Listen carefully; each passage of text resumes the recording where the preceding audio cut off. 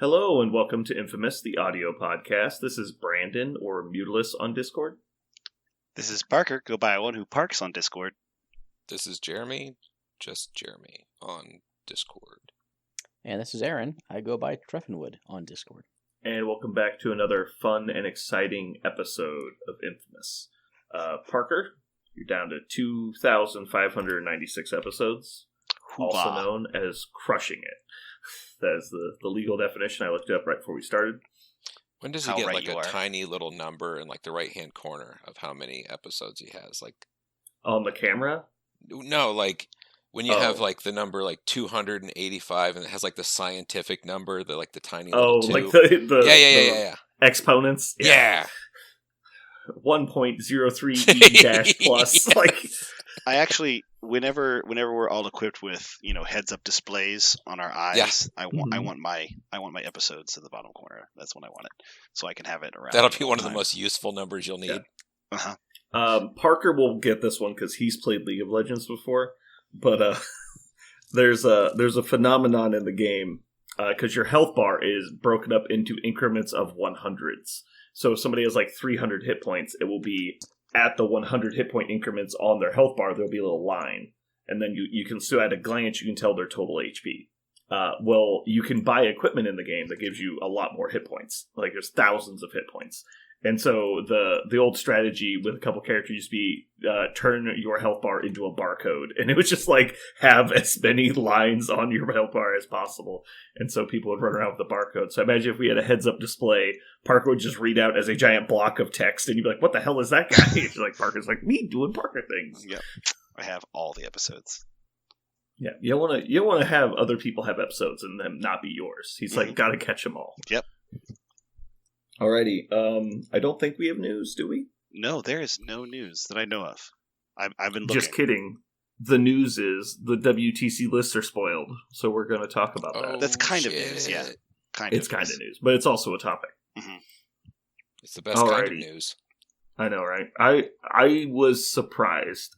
This has been kind of slowly coming out since early last week, but the big thing is early this week, Gil cracked the whip and people actually put them in instead of like a slow roll of like 1% per day. So now all of the lists are in. Some of them are even coded correctly. So bonus. Only 2 are not. There's only 2 slackers. Really? I show 5 as hidden. I don't understand that. That is weird. Okay.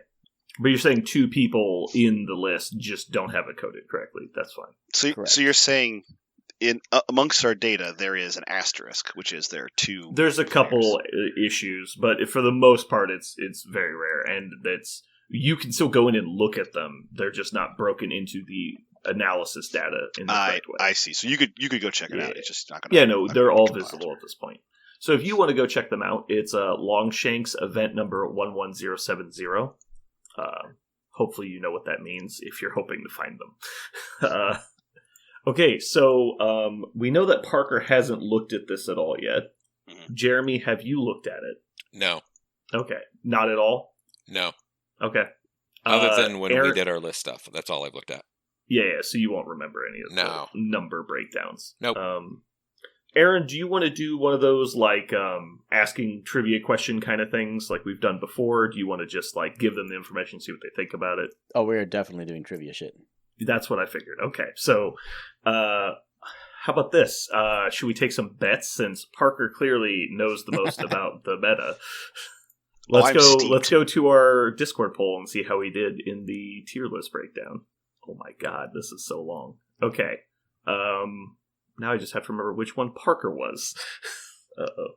Yeah, I remember looking at that list earlier and being like, oh man, what do I know? Do you remember which one you were? You had Guardians in the top 3, right? So you're number 4? I have. Yeah, he was 4. Okay. So bonus, you didn't get 0 votes. I assume you voted for yourself, and by assume I'm going to check. I never vote. Oh, you never vote? Well, yeah, because I didn't think I was supposed to, because it's almost always, like, I never vote for the movies, I never vote for anything in which I could be a winner for our podcast stuff, anyway. Boy, talk about a loser. Wow. I like to take the high road. I take the high road. Yeah. All right, Parker, you did come in 4th place. Jeremy right behind him in 3rd place. You had a combined 5 votes. To be That fair, adds up. the difference between our lists were very small. I'm actually It was. I would like That's to fair. know, like, where, because, there's no feedback, like, what made somebody choose one list over another. I'm guessing Sure, it exactly. really is just like one crew, one team or one affiliation. Mm-hmm. My attempts at subterfuge of explaining to people that I was going to punish the person that had 6 tiers and not 5 backfired hard. Yeah. That did not work. I tried to subvert Aaron. Anyway, so do you guys want to get some action in on this before we start asking you questions? Parker, you got a whole lot of episodes here that you can bet. Oh, I could bet so many episodes. Well, what is? I guess I think I'd have to know what the trivia is first. Oh, but I'm willing. Well, it's just questions about the analytics. Yeah, but are you saying since I have to bet was it like 100 episode a question or like my initial thought was you would make a bet and then whoever between you and Jeremy gets the most questions right wins. So I'm betting against Jeremy doing well. Yeah. Well, you are the 2 people that haven't looked at the data, so sure. I will bet that I can do better than Jeremy at this. Sure. Okay, how many episodes? I have no really horse in this race. I don't need that to happen. I will never die. I don't need to be better than Jeremy at this. This is why that's the tone of my voice. To throw on top of it. Yeah, you could tell that I'm not like I need for Shocker excited. Not to have the shock condition. I think it's important to me. That's why I'm it's important to your hair. Yes. It's important to me that he doesn't for 2 reasons. 1, that I win the bet, and 2, because it's canonical. I don't need Jeremy to be worse at this than me. Okay, so can you tell me in the comics what time did they explain that Dr. Voodoo was immune to being set on fire? I don't remember them doing that canonically. That's true. There are some non-canonical things in the game, but I'm just trusting them. I want it to be too. All right. Well, if you don't want to bet, we can move on. But if you want to bet, give me a number so we can move on. Oh. I will bet 500 of his episodes. Ooh, opening bid 500. Okay, yep. I'll I'll take that. 500 episodes right, so that I can get Parker's more putting an additional correct. 500 in, so that makes it 1,000. 1,000 episodes. Yep. No, just kidding. 500. Okay. Okay. So we'll do an odd number of questions. Wait. Oh, you keeping track? I'm keeping track. So I've got the first one. First question. Saves me button presses. Right. That's perfect. Okay, I'm gonna even give Parker the easy one here. Ooh. Oh. So damn. Parker and Jeremy, there are 20. God, how many? 6 affiliations in the game. Only 2 were not used. Regardless of how many there are. Only 2 were not taken at WTC. Parker. What? I just want to specify that's only true if you count unaffiliated as... No, it's only 25 with unaffiliated. 24 if you don't count unaffiliated. 12 and 11 is 20. There's 25 total without unaffiliated. Yes. Yeah. Okay. Bottom line, 2 weren't taken. Parker. Okay. Yeah. Please give me one of the 2 affiliations that did not make an WTC roster. Winter Guard. All right, Jeremy, what is your guess? Sentinels. The winner of this question, Jeremy. Thank you. Okay, now I love this. Let's go round 2. Can they figure out the second one? Ooh. Okay. So Sentinels were one of the 2 unused. I feel like, I just want to say this, I feel like Parker should get a loss per Winter Guard that was taken, so like 5. Also not true, but sure. All right. I feel like I need to Parker, have them pulled up. Hit us with... Yeah, you should just pull the event up. That would make it easier. No. Pull the... I don't have the affiliations pulled up. There's a lot that I don't remember. I feel like this is going to really surprise me. I will tell you that this is not a bad affiliation. Right.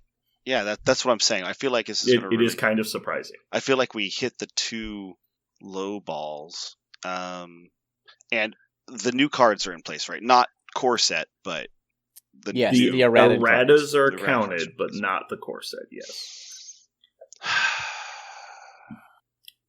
Do we want to let Jeremy go first since Parker's thinking? Yeah, go ahead, Jeremy. X-Force. That was a thought of mine, but I'm going to go for one. This is going to be tough. I'm going to say Spider Foes. That is a good guess. I would have probably also guessed Spider Foes, but we would be wrong together. Okay. No one gets a point. Yeah. The correct answer was, I'll give you guys a hint. Brandon completely ragged on this affiliation in his tier list. I gave a fucking dissertation as why they were dog shit. Since that's not ringing a bell. Weapon X? Defenders? Yes. Weapon X. Oh, okay, so Weapon X? So Weapon X was I was Dozier really close. my balls. I thought it was either Weapon really X or close. X-Force.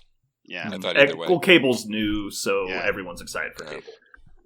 The reason why I went with Spider Foes is I was like, man, you have to take Green Goblin right now. I don't know if anybody's going to willing to do that. So I'm actually totally with you. I think Weapon X is way better at winning games than Spider Foes is right now with the current meta. Now, I think Spider Foes is a better affiliation because they give you more tools to like play out of a bad spot.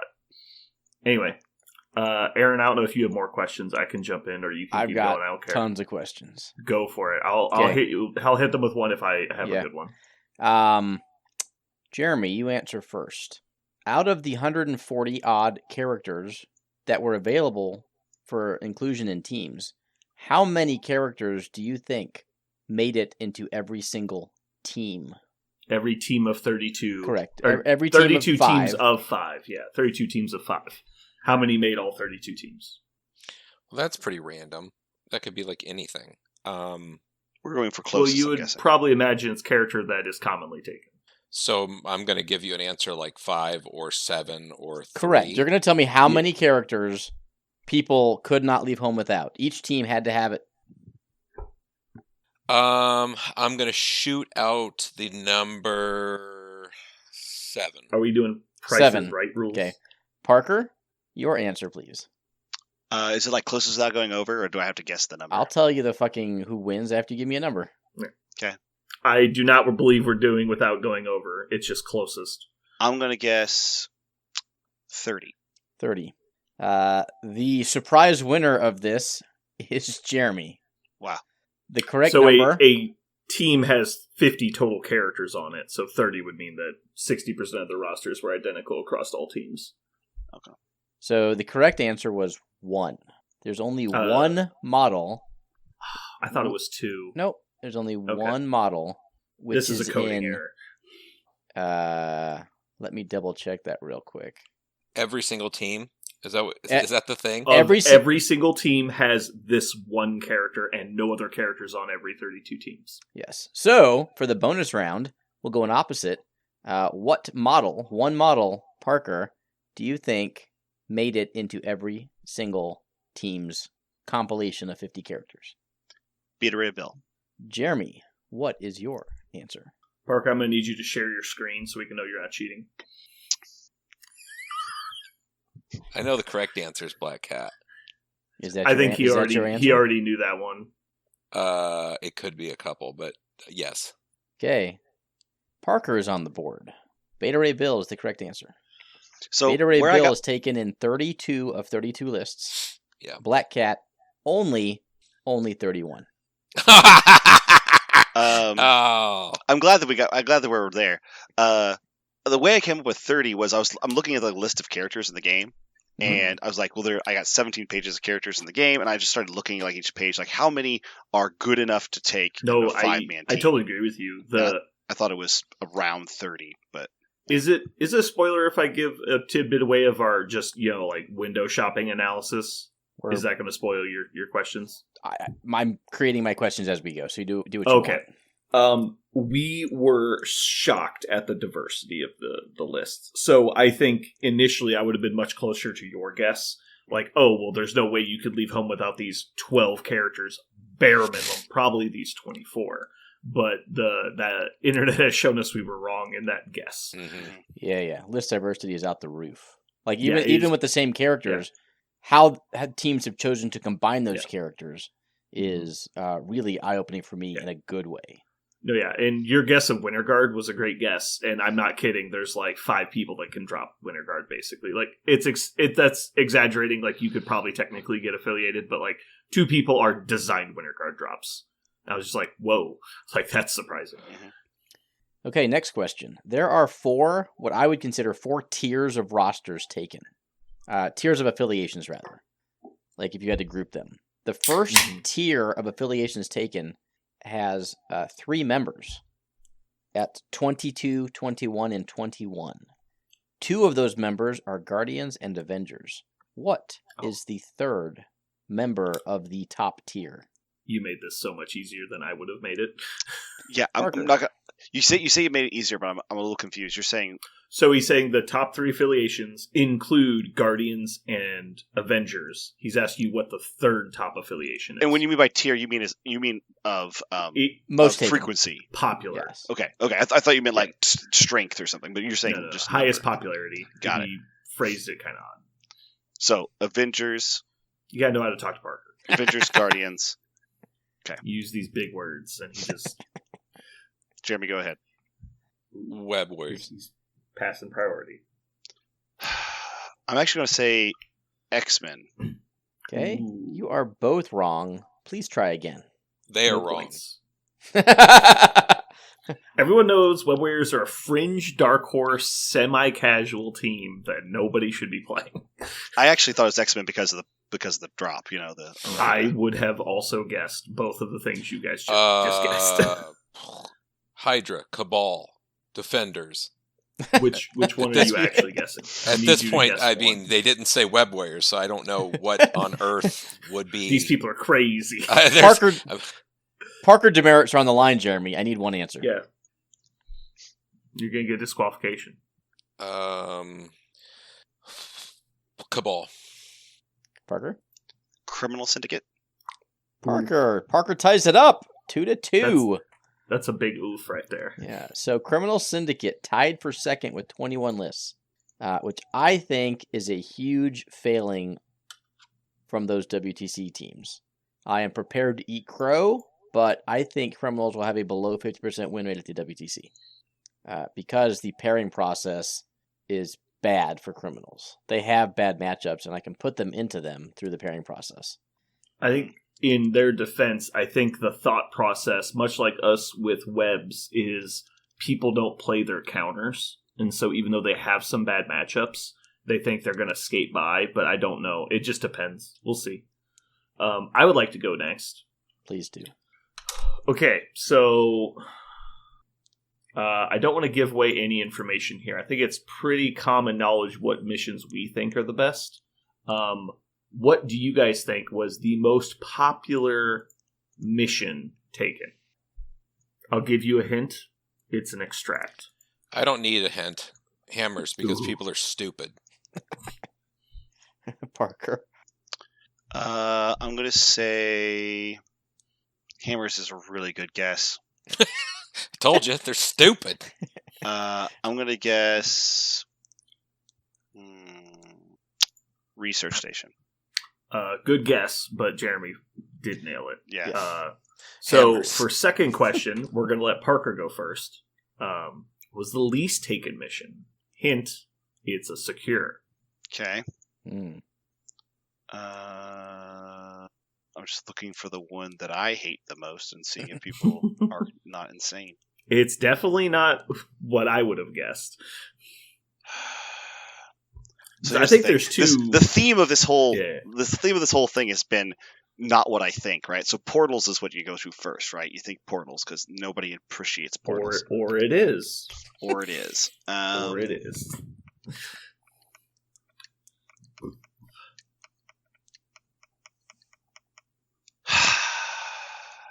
I'm going to say Portals and see what happens.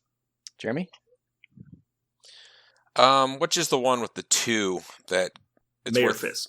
That was my second. Mayor Fisk. That was my second. Those would have been my first 2 guesses, and it is neither. Is it Spiders? Lightning round, first to answer. What's next? Spiders. You say He said spiders. Oh, He said Spiders? Spiders is wrong. Yeah. So wait, hold on. It's Parker's turn now. You buzzed in first. Okay, so it's my first. I need you to clap as loud as you can, and I'll point to who gets to go. Since you both have sleeping children, it's great. Okay, you're saying the least. We just didn't get it right yet, right? Correct. Yep. Fuck, Gamma? God, Gamma? I don't know. It's not Gamma. Jeremy, you're up. I don't know. Like, it's not those two. What is it? You guys are killing me. All right. I'm going with as far away as I can think. I don't know. Senators. You know it's a what? Say? No, it's not senators. You said this. We're talking blues. It's a blue. Secure. Yeah. It's meteors. It's not meteors. It's got to be a All pay right. to flip. Just give it to him. Yeah, Okay. yeah. It's sword base. Oh, I should have fucking known. Least that. popular. It's I fine. would have It's guessed. super. I don't see anyone play Mayor Fist, so I would have guessed Mayor Fist would have been the least popular as well. But I love Mayor Fist personally. I think it's a really fun mission. So only 18 of the 160 players are playing sword base, and 73 of them are playing hammers. Ugh. Crazy. I got one more. So the most popular tactics card is obviously Brace for Impact. It always is. It has 114 uses. The next most popular has 96. Can you guess which card it is? Jeremy, you go first. Parker's taking a bold stance of buzzing in second. Well, I went first last time. I didn't know this was a buzz. Man, I know what I'm going to say if he doesn't say it. Even if he does say it, and you think he's right, giving him a free point doesn't win you a bet. Advanced R&D. Okay. Jeremy, your guess? God, I want to say fallback. Are you saying Fallback is correct. There you go. Jeremy, Thank number you. 4. Advanced RMT only has 29 plays. It was that surprises me. 12th on the list. Yeah, everybody takes fallback. Yeah, it's in every list. All right. Aaron, you want to pick up? Yep. Thanos. Jeremy, Thanos was taken 22 times. Of course he was. How Fucking many of course. of those 22 times is he running space reality? Whew. Do you want to be the master of time and space? Or just the master of space? Time. Okay, so which one did you say? Space and time. Space. No, forget Brandon. Space I and know. reality. I was like, What? did you just say How that? many? How many No, of space. 22 is running space reality? Red Blue, Space yeah. reality. The standard loadout. Yes. Space reality. 12. 12. Parker, to you. I'm going to say 19.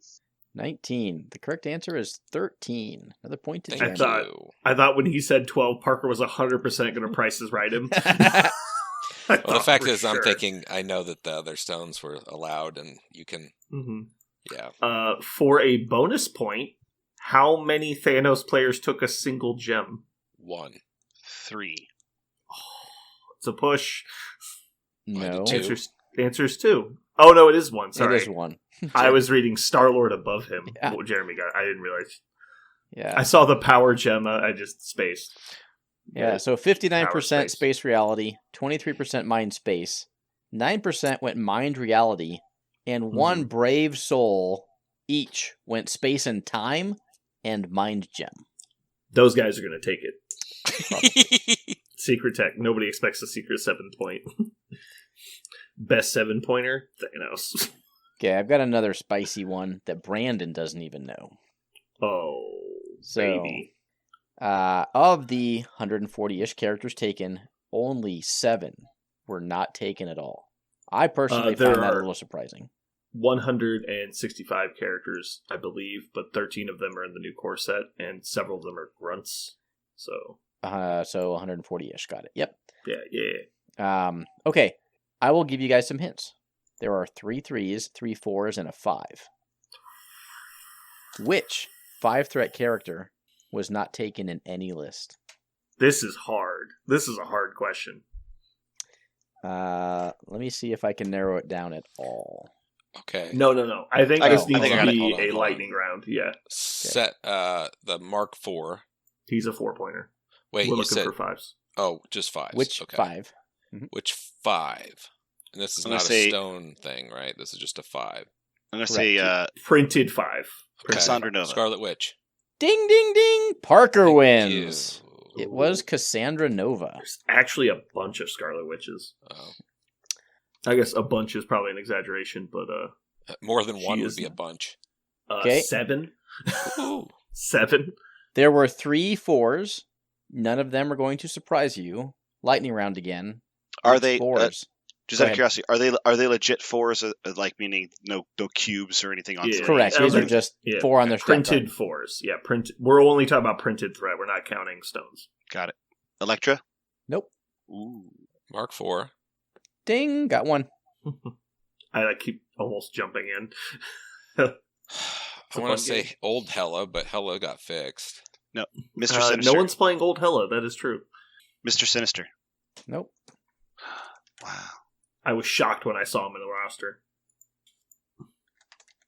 Since everything got fixed, I'm like, oh, let's see. Shitty model. Wait, he got fixed. Shitty model. Okay, hold on. They got fixed. Isn't it weird? I'm going to give you... Hold on. I'm not... Sabretooth. Nope. I'm going to give you 2 affiliations. Ugh. Cabal and Shield.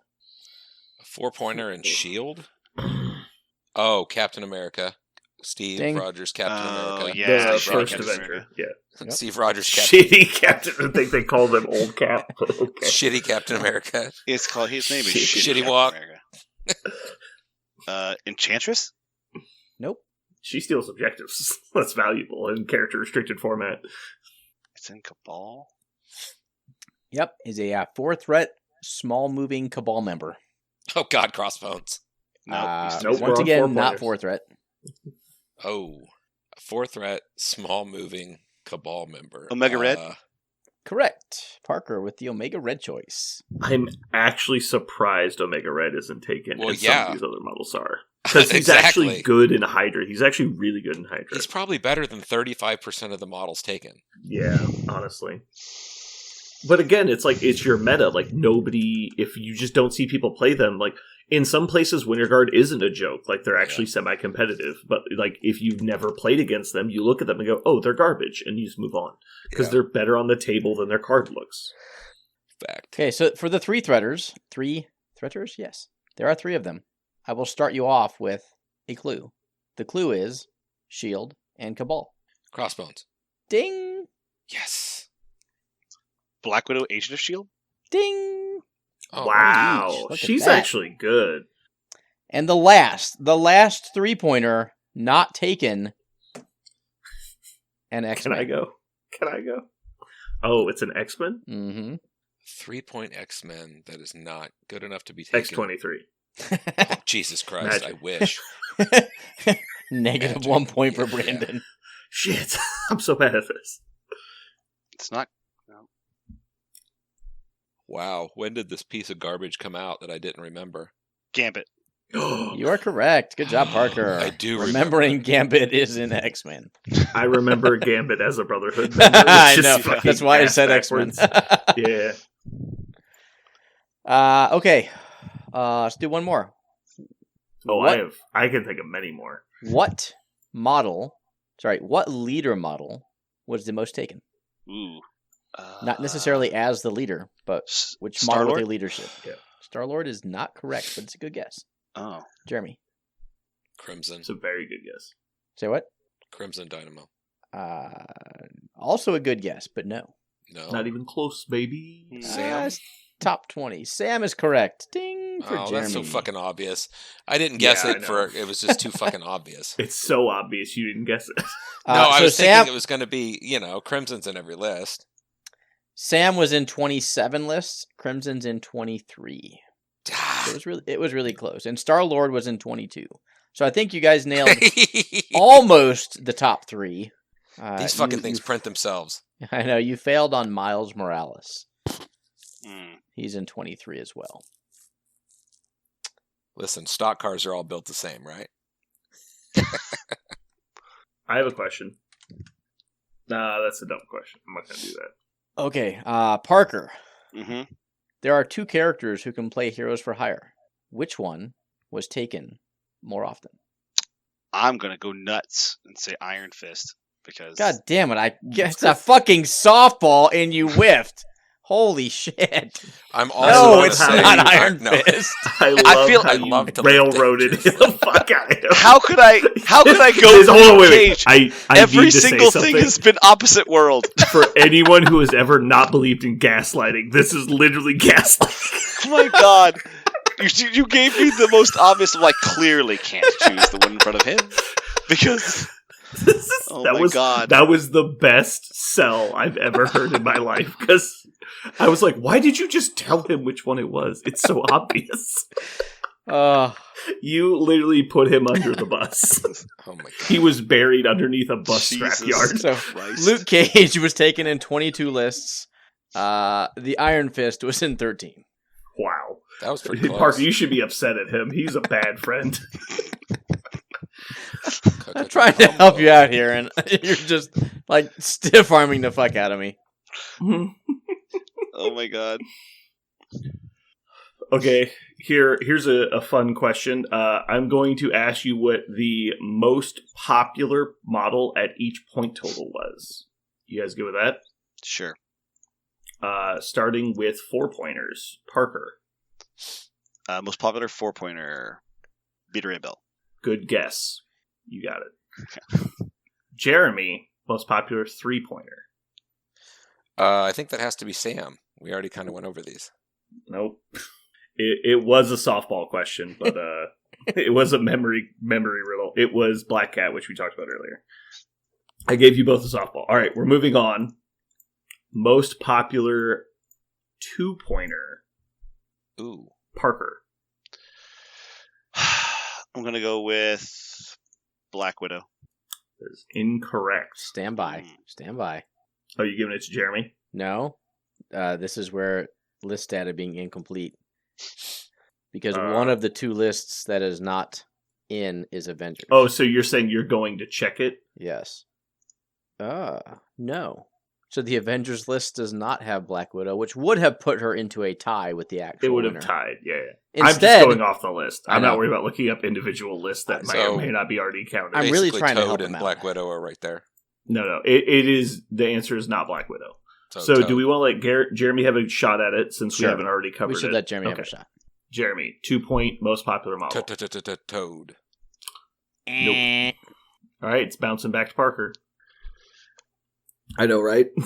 I'll give you a hint. Bullseye. Toad is 1 below this model. Yeah, it is Bullseye. Good job. Really? Yeah. And I love that. I love is that that he is that possible? popular. I love it because he's Cabal and criminals. He's affiliated with too many things. Yeah. He's actually he's in the Avengers list, so he is actually in 30 lists. Yeah. Wow. Yeah. All right, so next up we have 6-pointer. We're starting with Jeremy because Parker guessed in last. Most popular 6-point model. It's got to be Hulk. That is correct. Oh, I was going to guess CGR. Oh. 1 behind. Mm-hmm. Oh, my little buddy's caught up. He all caught up. How far down do you have to go for the most popular 5? There he is. All right. Spoiler, it's a he. It is a he. Although there's only like 2 female 5s, right? Anyway, so picking up with Parker, what is the most popular 5-pointer? This is going to be a duel to the death right here. This is interesting. I am going to go with Red Skull, Master of Hydra. That is correct. This actually surprises me. Not that he's the most highly taken, but that he was only in 21 of 32 lists. So I want to know how the most broken fucking 5-pointer ever made didn't make 11 teams. He was the only one where you just asked the question and Parker said it, and I was getting ready to say the same answer. Mm-hmm. I picked on purpose different things every time regardless. That one, I was going to say the same thing. Yep. I was like, nope, that one's correct. Yeah. So, secure grunts are too strong. All right. Next up, we've got 7-pointers going to Jeremy. Now, I don't want to spoil this, but if you Thanos get with this the wrong, stone? Question mark? if you get this wrong, it's going to be real bad for you. We're not counting stones. Oh, okay. It's got it. We're doing How many points is printed thread. Dormammu again? 8. Okay, so it must There's be only Malekith. 2 options. It's You better Senior not get this wrong. Malekith? Question mark? That is incorrect. Immortal Hulk? Question mark? Well, I mean, it's I now get Immortal Parker's Hulk. turn. Thank you. Captain, throw points in the trash. Immortal Hulk. There's He only just 2 got of them. nerfed. What are you doing? No, there's 18 Immortal Hulks, and there's No, I'm saying 10 there's only Malekiths. 2 7-point models. Yeah. No, that's why I warned you. It's like, if you get this wrong, you're giving Parker a Yeah, point. whatever. Yay, And then default. We are currently tied 10-10. It actually would have been Good amazing choice. if it was Malekith, because I said Senior Malekith is incorrect. Parker would have guessed Immortal Hulk, and then you would have had to guess actual Malekith. Oh. All right. Let's see. There's only one 8-pointer, right? Natural 8. Yeah. Yeah. So we're not going to do 8s. Oh, no, we are. Here's the question. The answer is between 0 and 10. How many people chose to bring Dark Dimension? Parker. 3. Jeremy. 1. Parker hit it on the head. 3 Dormammu's showing up at the He's event. literally reading. I told him to share a screen. He's literally reading the event data. Uh-huh. Okay, lightning round. We're going to go... Jeremy, which affiliation was more popular? Brotherhood or Inhumans? Inhumans. Wrong. Parker, I guess we can explain for the listeners. Brotherhood was taken 12 times. Inhumans only 7. Mm-hmm. Interesting. I think it's probably a matter of play, right? Like, you would have already needed to play a bit to be able to... I thought it was a swing trick Black question, Bolt. okay? Okay, fine. I don't need an wanna go explanation. next. We've think already I got knew. trick questions out of the way. I think we got This is a great lightning round, I just want to say. Okay. Lightning. Where we argue about the answers. All right, I want to do the next one. Is that okay? I was going to keep So going. you got a list. He's for got it, lightning. for it. Yeah. Okay, Parker. Shield or Asgard? That was literally my question. Is the most, you said? Uh-huh. Asgard. Jeremy gets the point. Shield in Yes. 10, Asgard in 6. He railroaded you again, buddy. Like, God damn he's fucking killing you. Gotcha. God damn it. Jeremy, Defenders or Spider Foes? Defenders. Correct. Defenders in Oh. 10, Spider Foes in 5. Twice as popular. Thanks to New Daredevil. And the last question of this affiliation lightning round. Parker, Convocation or Hellfire Club? Hellfire Club. You're correct. Hellfire I'm gonna Club. stop. with I'm gonna stop 6. second guessing myself with bullshit. Convocation. I with know, it's a 3. bitch. You can't listen to any inflection or ordering at all. He's fucking trying to kill you. Okay. Brandon, questions over to you. Well, you used all mine. Oh, sorry.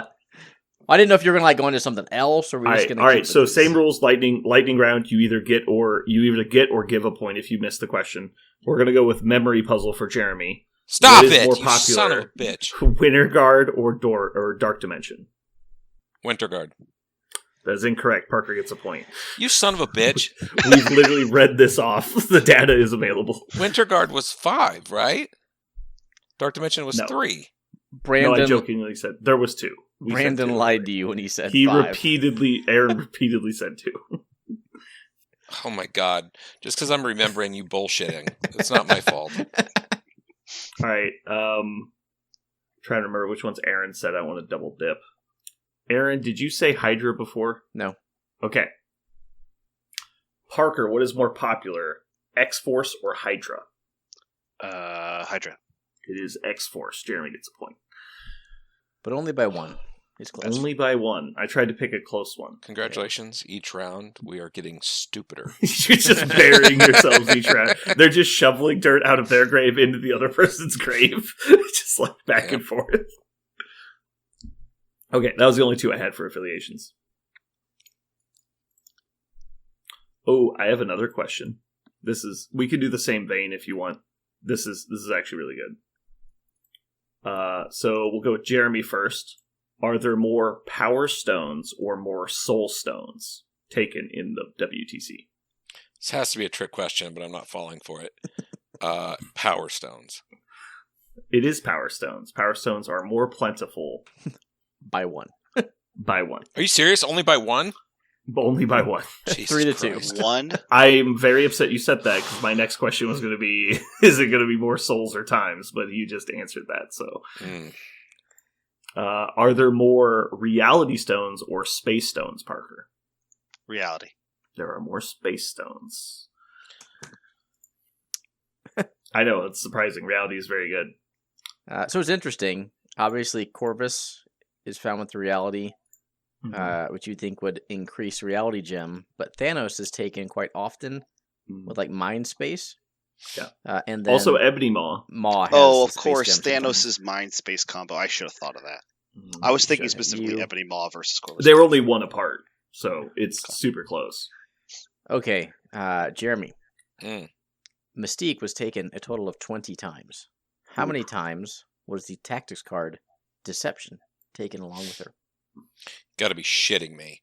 This better be fucking 20. Are you guessing 20? I'm guessing 20. Are we giving this to Parker for a rebuttal? We are. I can't guess 20, so I'll guess. You're allowed to guess 20. And it will go back to Jeremy. Okay. I'm going to say 18. Okay. You're both wrong. Do we want to we are going? not wrong. No. They are wrong. You we are are actually, in fact, not remember, wrong. there's 12 Brotherhood players. Not all of them want to give up a restricted slot. They're wrong. There is so like, one soul decided that they needed Mystique but not Deception. So only 19 it's Deceptions. Overrated. Yeah, overrated. I had another great question.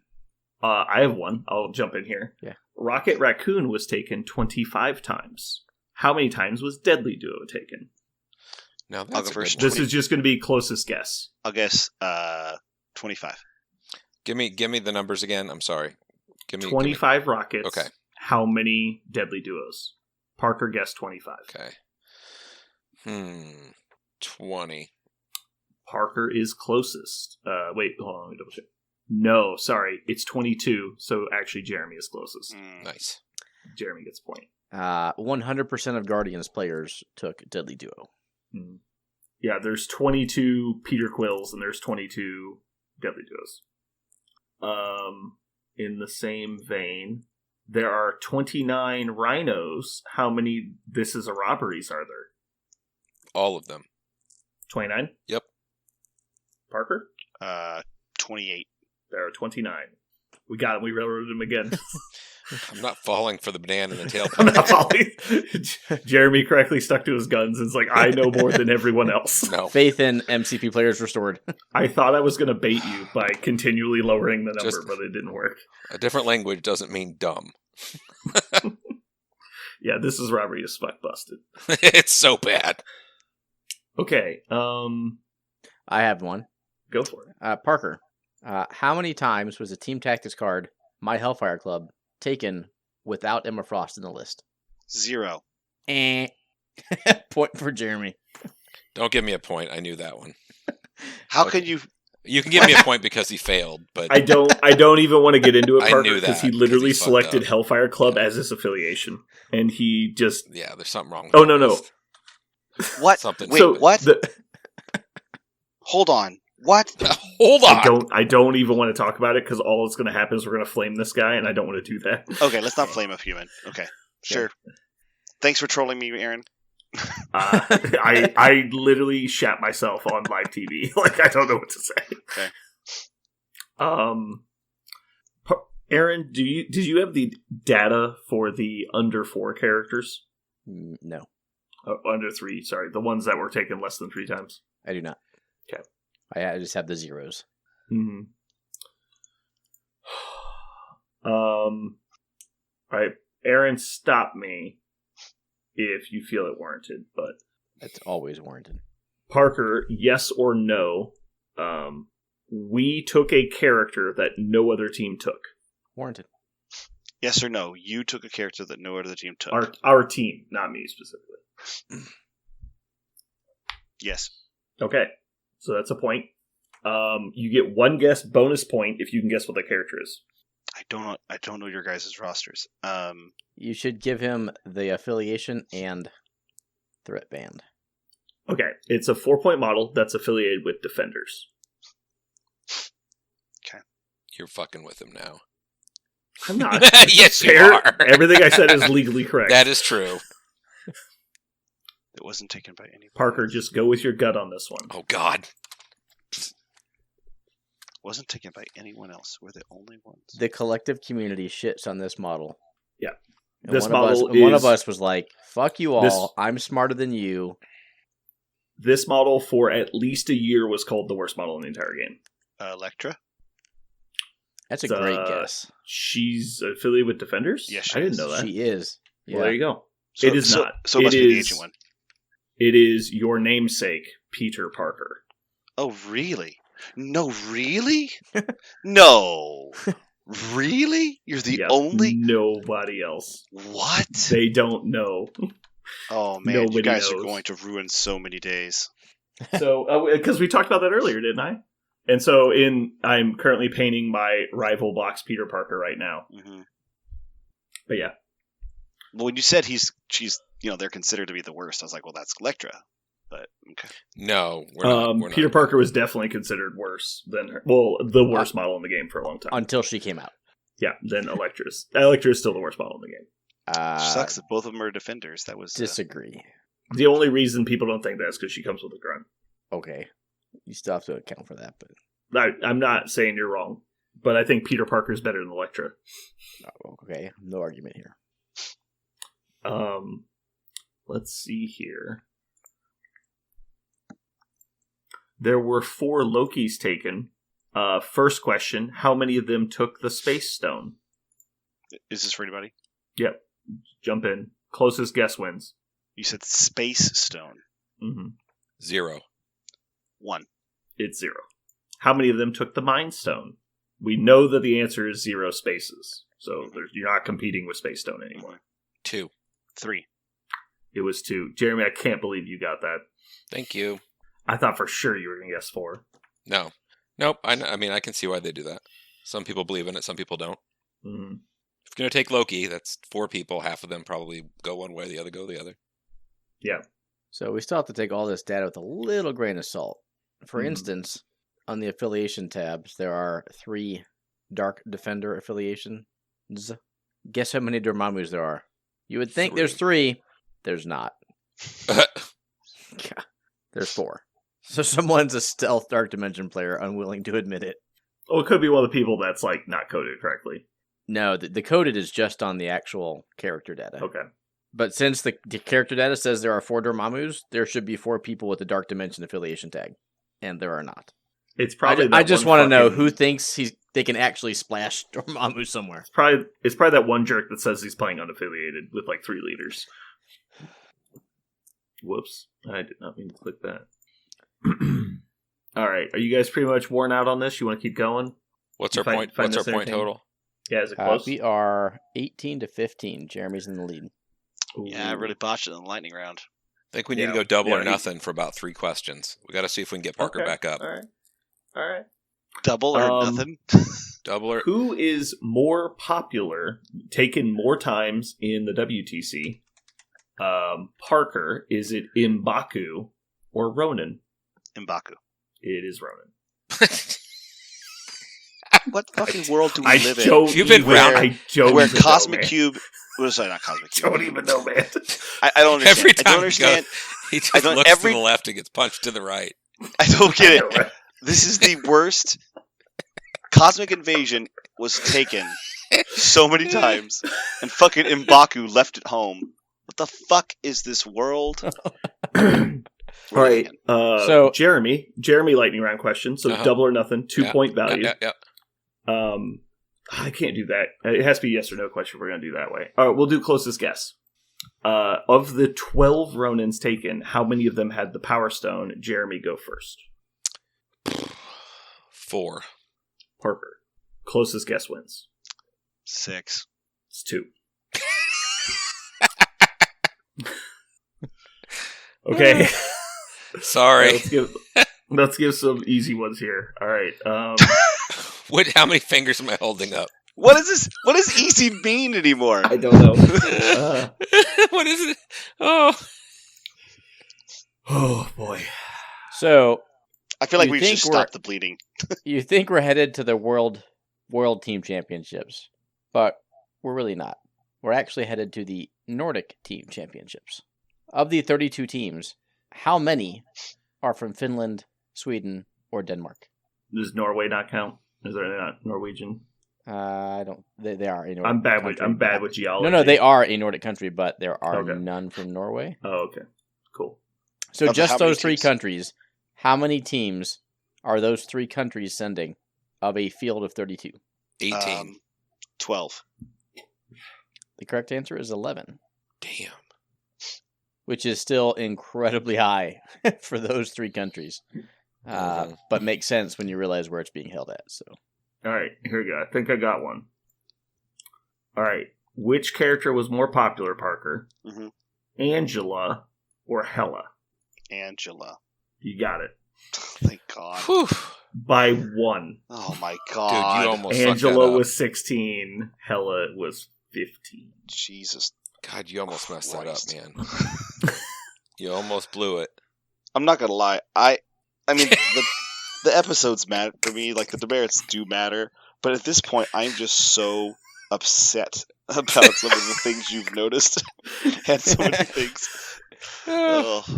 okay, let's talk about our rosters here. This is going to be just for Parker. Oh, okay. I am playing a mono-affiliated Avengers.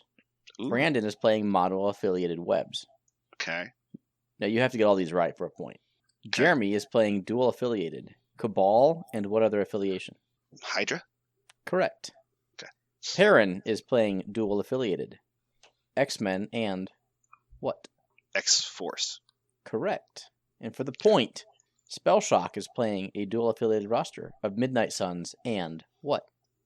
I'm going to say And you Defenders. just What'd you say? I want to say Defenders.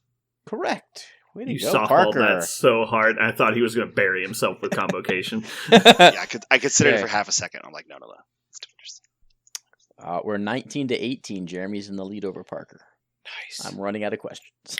Oh, I got one. All right, so we've already talked about Brace was the most popular card.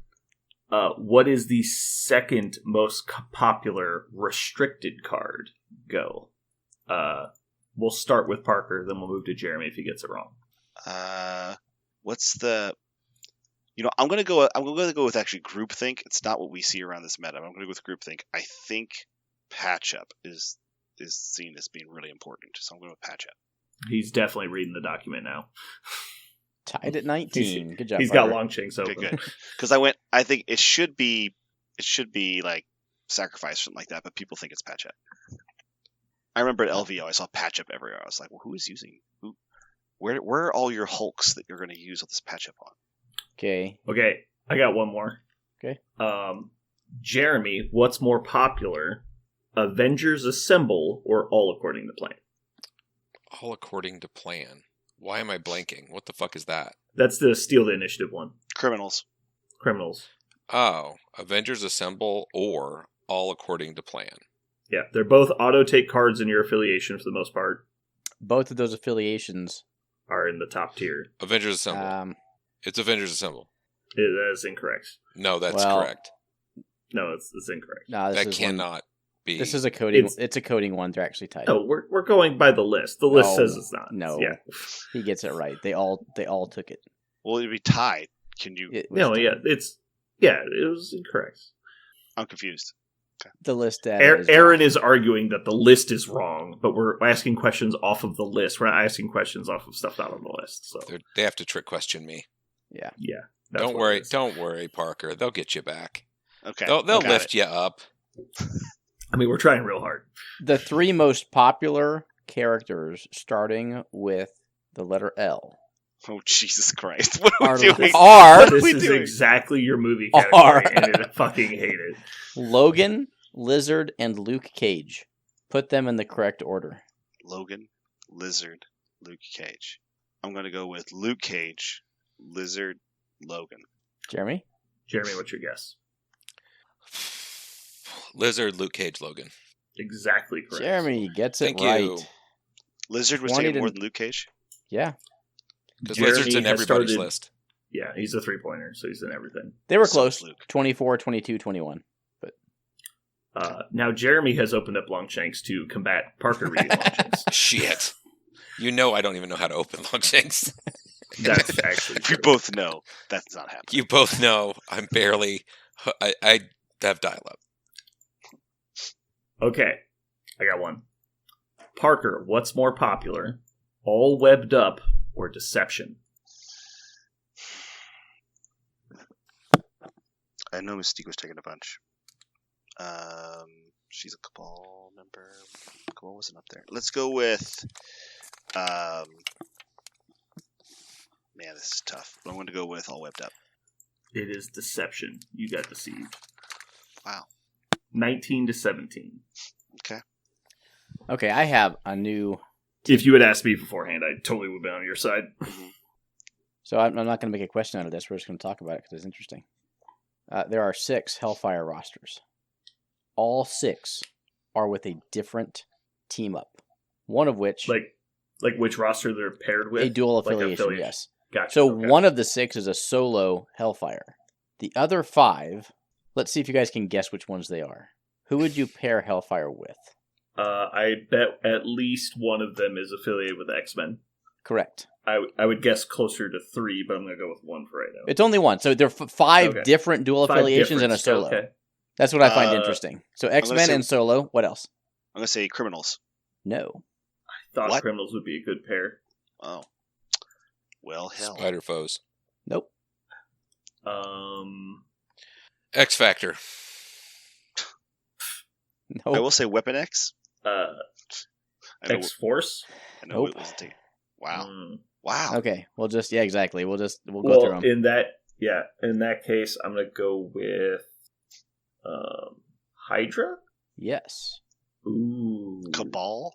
Yes. Wakanda? No. No. The other 2 are Brotherhood and Avengers. I will strong disagree with the Avengers pick because they do the same shtick. Yeah, they don't need help. Absolutely see them functioning in the other dual affiliations. But I just thought that was interesting, right? You have 6 different ways in which people are choosing to play Hellfire Club at the WTC. That's just one example of the list diversity we're talking about. Yeah. Cool. What was the final score? 21-19 in favor of just Jeremy. Just Jeremy. Okay. I'm not gonna lie. What should I get with my episodes? Push-ups? A free teddy bear?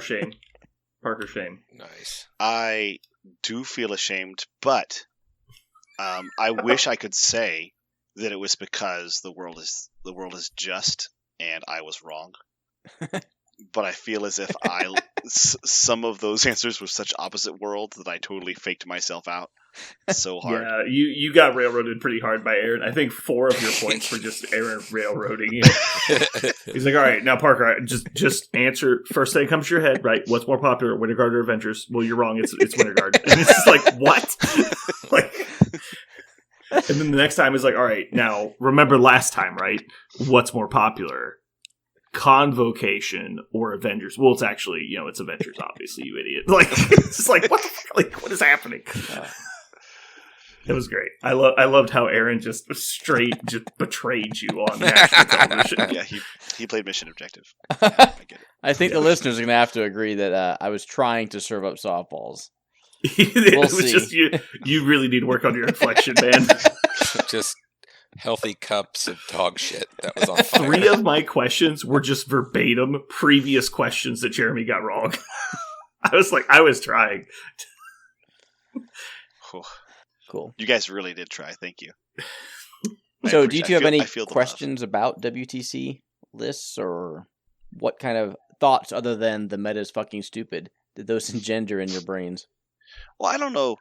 I think you guys mentioned it before. I don't know if you say it's stupid, but I wonder, and this is maybe wrong, but I wonder if everyone's philosophy going into this thing is actually not let's be champions of the world, but rather let's rep our meta, or let's rep being zany, let's be goofy and fun, kind of what we're alluding to in the pre-ramble, which was, maybe their whole team's going into this with a totally different mindset.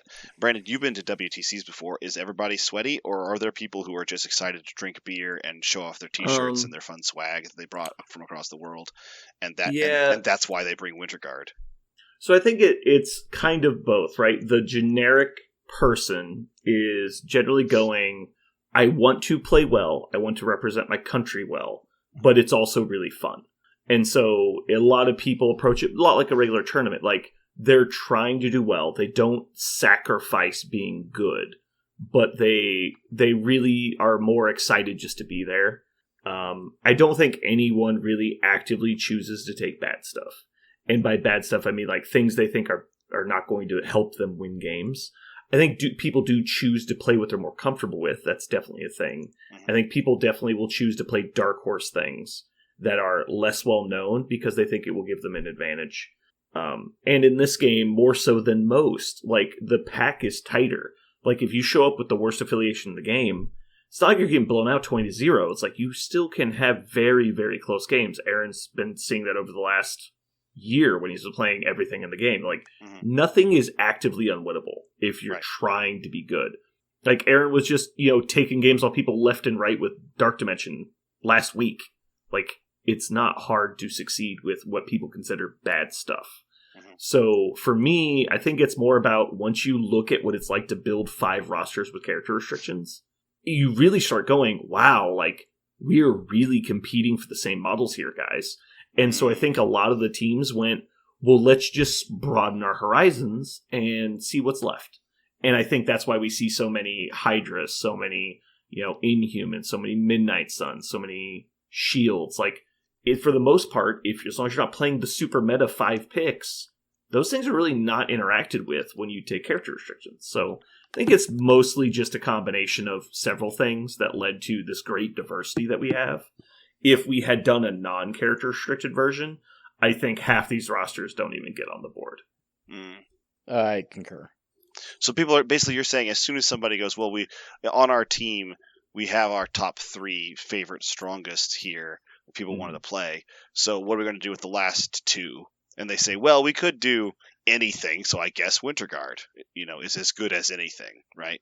Well, I think it's more than, it's not just, Winter Guard's like, whatever, who cares, right? It's more about like, well, what are we trying to... Who cares? It's like... No, I know. I'm just saying, like, it's not just that Winter Guard is what's left. It's more about like, well, we're trying to counter XYZ. And you start looking and you go, well, what's good into Hydra? It's like, well, Winter Guard removes status effects automatically. And so they shut down a lot of the Hydra control effects.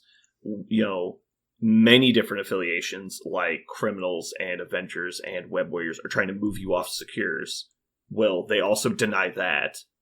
Wakanda is the same thing. They're trying to push you off points. They deny that. And it's like, and then you start looking at it, it's like, well, a lot of people want to fight down the middle. Well, I've got Disruption Field. And so, like, I can actually play games into all of these really good factions. Like, Winter Guard is massively underrated, and I said that on our affiliation tier list.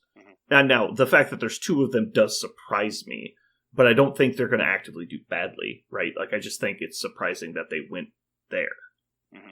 Mostly just because Wakanda does a similar thing and is so strong. So here's something I'll kind of piggyback on. So I'm just going to take a look at the first 2 teams, Austria A-Force and Daredevil's Catholic Guild. Austria A-Force is running Avenger Shield, which makes sense. Mono Brotherhood, Guardians Black Order, which also makes sense. Mono Hydra, and then Criminals and Spider Foes. Like, all 5 of those are like totally rosters you would expect. And then Daredevil Squad is running Mono X-Men, check. Avenger Cabal dual affiliation. Brotherhood Guardian dual affiliation. Wakanda Criminal dual affiliation. And Webs. So they overlap about 5 different affiliations between them. Brotherhoods, Criminals, Avengers, Guardians. But they're all in different combinations. And that's what I think is super interesting. So you have the same affiliations represented at the top, if you will. But how everyone has chosen to combine their different models is still mind-blowing. And I could just go on throughout all 32 teams, but they're all so different. Yeah. Now I have a question for you guys. I don't know if this is the place for predictions or if this is another cast. But after looking at it, do you feel as if your meta reads that you were trying to make as you were constructing your rosters, did this kind of just blow them wide open because of how very variable it is, or were you preparing for as many contingencies as you can, and yet you still have those contingencies? I'm just curious. Do you feel like it's a total turkey shoot now, or do you feel like it's still your plan is a go? I guess. Well, I personally definitely don't feel like it's a turkey shoot, but I think the biggest thing I'm afraid of is biased preconceptions. And so, like, let's say we didn't plan for playing into Brotherhood at all. Well, Brotherhood has 12 players. Like, that's, top third. It's like, oh, well, all of a sudden, like, we're going to see Brotherhood in, like, a third of our games. So it's like, now we have to plan for it. I don't personally think Brotherhood are advantaged by the way the WTC list pairing process works. I think they're actually pretty heavily disadvantaged by it. But that being said, I don't know. I think we feel pretty good. A lot of the things we run into where we're worried about it in the pairing process tend to be things we are already worried about. Like, obviously, Avengers are really strong. Criminals are strong. Guardians are strong. Webs are strong. Like, all those are the problems, right? And it's like, not a lot of affiliations answer those 4 teams. Mm-hmm. So it's just like, well, how do we answer it in a team-based format without just giving a bunch of people free good matchups? And that's hard to deal with. But at the same time, we're playing a lot of that same stuff, so people are going to have to deal with what we have, too. Right. And so we getting into the pairing process is kind of, convoluted, but... Yeah, we didn't go all the way down the weeds. I guess what I was saying is, after looking at it, or do you feel better or worse? I guess was or just you're just ready. It doesn't. I feel neither you better feel nor nothing, worse. Yeah. So I don't think we were planning specific matchups. If that makes sense, I think we need to figure out like what do you do into a scenario heavy team, whether that's Webs, Avengers, Hellfire, doesn't fucking matter. Like what do you do into down the middle of Immortal Hulk. Like, he's probably in Suns, but the same concept applies to CGR or Malekith, right? So I need answers in my team for various team constructs or list constructs, but I don't really care what models they actually use. So I guess that's my answer is we have our team set up to match up into different team types, or list types, rather. But I don't care which particular affiliation they're bringing at that moment. Mm-hmm. I am excited about one thing for you guys, somebody who can't go. It sounds like you're going to get to see a lot of different play that you don't encounter all the time, even at U.S. tournaments, based on what you guys just said. I'm excited to. I would be, as a player, excited to go see that somewhere else. Travel that far and find out, you could have got the same thing in Chicago. Same experience in Chicago would have been a letdown, but clearly you will not, or at least, that's most likely you will not. Reason 64 on why I don't have a mistress. I don't understand that at all. I was going to let it go, but I have no fucking idea what that means. Why would I travel and pay for an experience when I have everything I need right at home? Okay, thank you. Okay, oh there my we God. go. I had to explain that to you?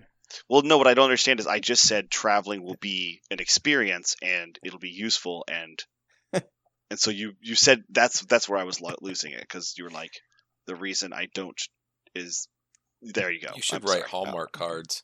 That was beautiful, and it is disgusting. So fucking weird. That's disgusting. I think as long as the key to everything for us is going to be just everybody knows their models and their scenarios, and nobody gets surprised, and everything will be fine. I mean, that's really it.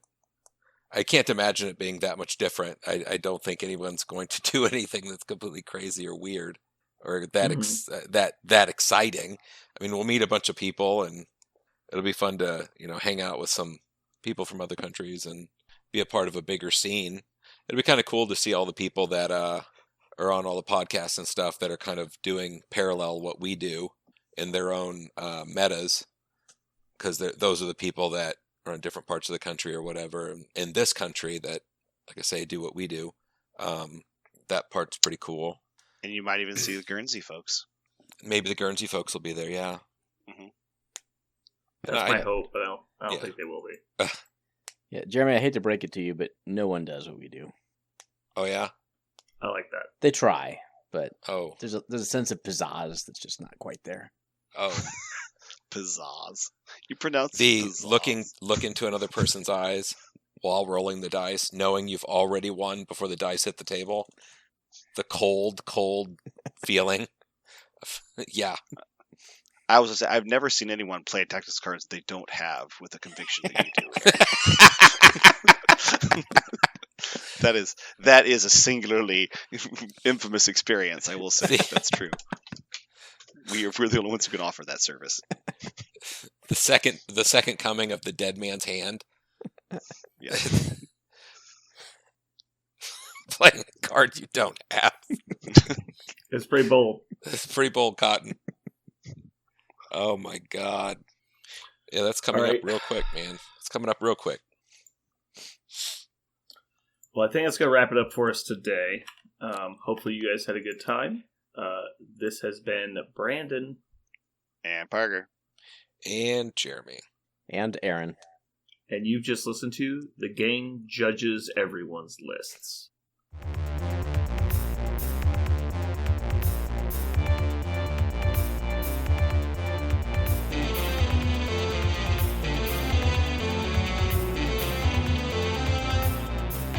So what are we going to call this thing? I got it. Okay. Incredible, new, fantastic, astonishing, mighty, original, uncanny, sensational podcast. I'm just going to put down infamous.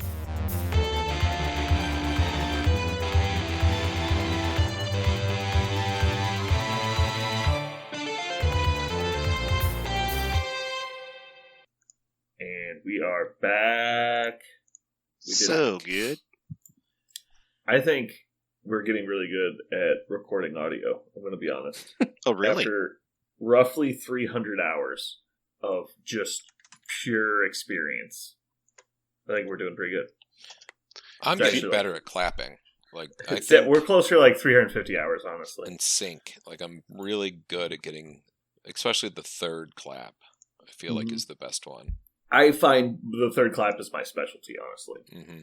Now, most people won't know what the fuck you're talking about because obviously that doesn't make it into the episode, but No, but I was trying to, like, this is behind the scenes stuff. They like that. yeah, piercing the veil. They love it when you're talking about stuff they have absolutely no understanding Correct. of the words you're saying. Anyone who's done audio stuff probably knows what the clap is, and then anybody else who's gone to Vegas probably knows what the clap is. So there's a Venn diagram. People are in there.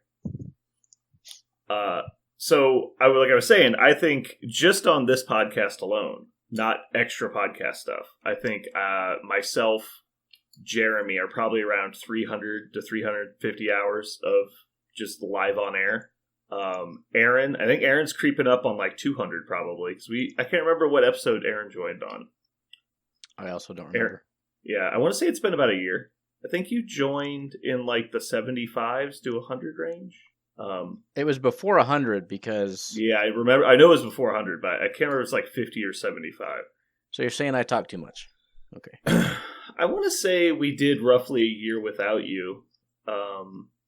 Now, I mean, honestly, I'm surprised personally because Parker's only at like 30 hours with the amount of time he misses. So, like, I think he's doing pretty good for someone who's just, very sporadically appears on these things. So we're not going by minutes spoken because I think I have more than 30 hours. Minutes spoken, Parker is just the infinity symbol. Mm-hmm. In fact, there's usually like, Parker, yes, you've already confirmed that 3 times in your run-on paragraph. That is a yes or no answer. Mm-hmm. But,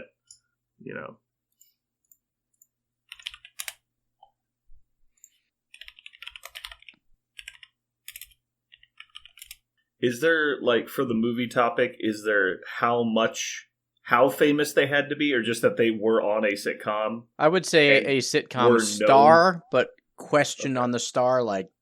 Okay. Does not Saturday just Night Live count as a sitcom? No. No, I don't think so. Also, like, Brad Pitt wouldn't count because he was on Friends once.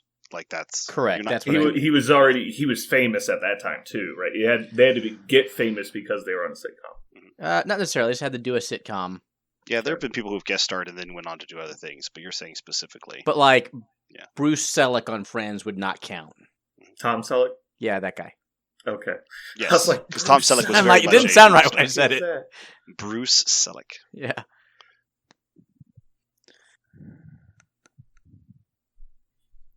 I have a very interesting, I think it's a very interesting topic. I'm not sure if we want to talk about today or in a couple weeks.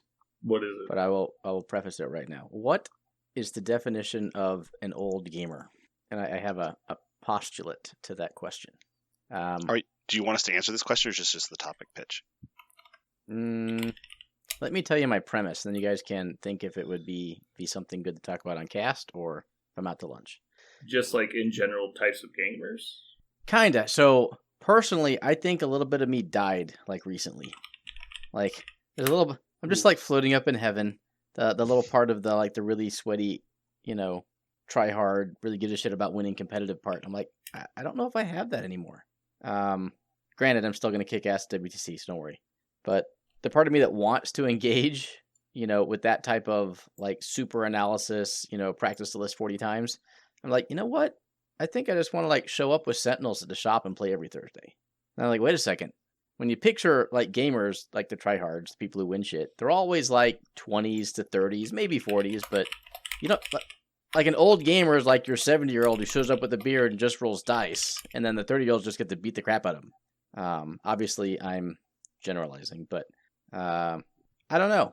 I'm like, did I just transition? Did I just die and enter a new phase in my gaming life? Or am I just having a midlife crisis and I'll get back to kicking ass and taking names in 2 weeks? I don't know.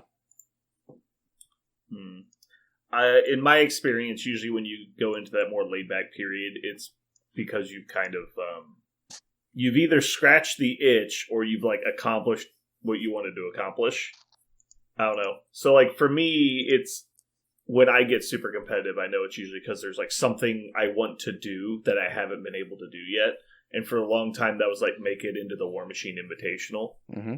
And I was like pushing super hard for like 2 years to do that. And then once I did, it was just kind of like it was a totally different outlook on the game.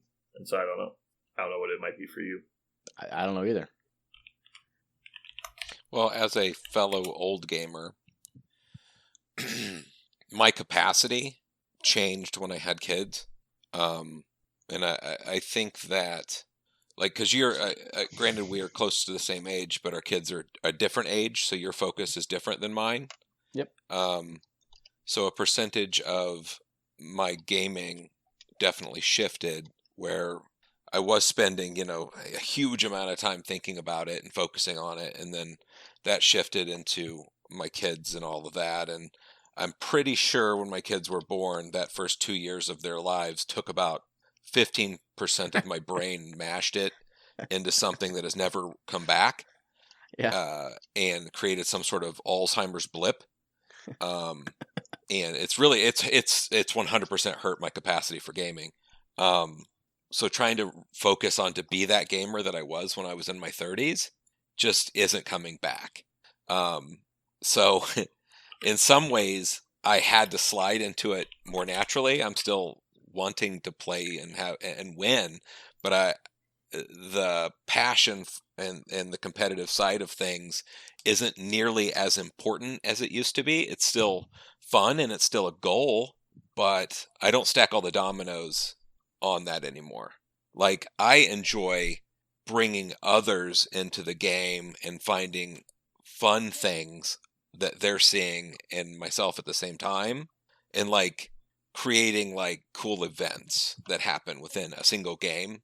Like, I find a lot of fun in that, where winning is cool too, right? Like, I would love to win every single game and also do those things, but I know where my capacity lies these days. Like, the last 10 years is different than the past 30 before that. But that's where I'm at. Okay.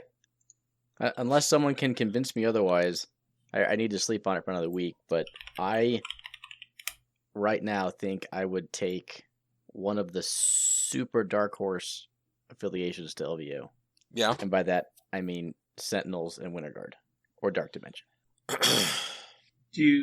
What's your motivation to do that? Is it to show people that they're not as bad as they think? Is it because you want to actively not compete?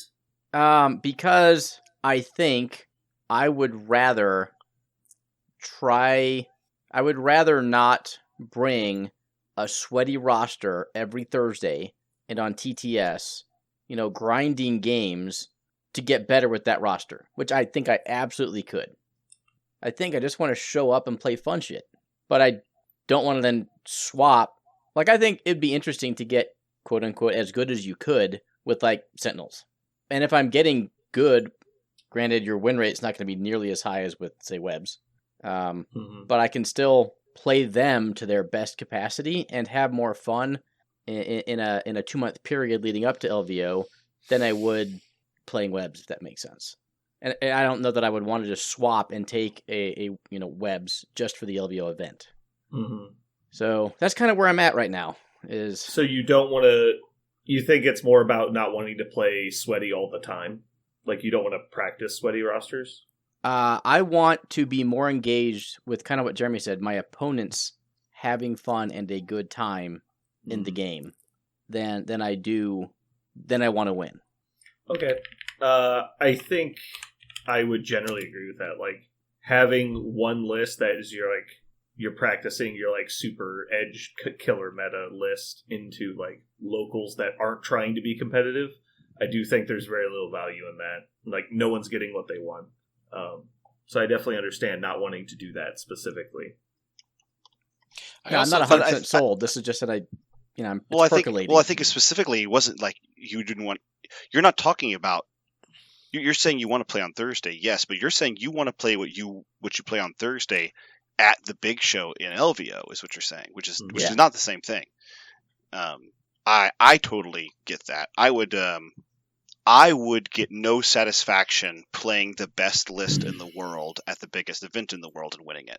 That's not what I'm into the game with anymore. I want to go off meta and do well. I do not want to go off meta for the sake of. I don't want to go off meta because I think it'll go poorly. Like I don't want to fly off the edge of the meta and be like, let me lose. Let me go 4-3 with Sentinels and be super satisfied with that. I don't think I would enjoy that. But I'd love to go 5-2 with A-Force. That's what I did. Like that's what I'm in for. Yeah. I think it's an incredibly wasteful game. Part of the game. It's incredibly wasteful part of the game if people completely like take all of the color and fluff and like the imagination of what was created with this game, and that big guys throw stuff and it is like a movie, like what was created originally. When we first started playing this game, like it is very cinematic. Like the characters do a lot of cool stuff that they do in comic books and movies. And I think some of the things that are competitive, I think it could be a black and white token, and it isn't characterful at all and is really stupid. And that isn't any fun, and that is just dumb. So I think as long as you retain like what's happening and keep it fun, I think you're right on where it should be. Pulling everything out that's not interesting or fun, you're not playing a game anymore. I mean, you might as well play Go or play chess, right? Like that. Those are what that is. If you want to be the best strategic mastermind of gaming, that's what those are for. I mean, I want to, if I want to throw something with a giant green monster, I mean, that's what Hulk is. I don't know. It never does. I never find anything interesting at all if I see someone win with something I'm playing with, and then I'm like, well, shit, they won with that. That means I have to win all my games with that, or I'm not as good or as better than that guy. Like, it always makes me feel that way, and I hate it. Like, I always have to do something a little different, if not completely different. But I think incorporating, your opponent and having fun with your opponent is a big deal.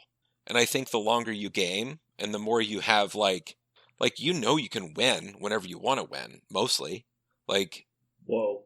You ain't dumb. Just calling everyone bad. No, I'm just saying you ain't dumb. Like, if you take all the pieces to win and you really try and you really practice, and maybe you didn't win the first one, maybe you didn't win the second one, but you probably will win the third one, right? I mean, we've all gone to a bunch of tournaments and you'll eventually crack it.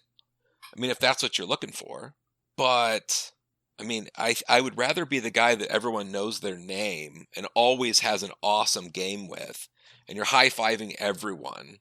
Like, that's the guy I want to be. I've always liked being that guy. That's so much more fun, especially at, gaming as long as I've been gaming. Sure. But that's what's cool about it, and everybody can pick their role. Yeah. I get both sides, man. I'm envious of all sides of gaming. I think when did you feel the sensation? Like when you were practicing or when you were done practicing one day? Like what changed? Because you said you just kind of felt like, oh man, is this the first time I've ever felt this way? When Um, did it happen? I'm curious. it wasn't like a specific day and time period, but maybe last When week okay, ish. my main guess would just be that you're kind of burnt out, but So maybe, but I'm actually really excited about different aspects of the game. mhm. Like I'm having a blast playing Defenders. Like that shit is hilarious, and fun, even if I don't think it's super competitive. So I don't think I'm burned out on the game. I just think I'm burned out on the reason, right? Yeah. Like my goal is to, and has always been, so I always want to be a good opponent, have a good game, and enjoy people, right? But I'm always trying to win.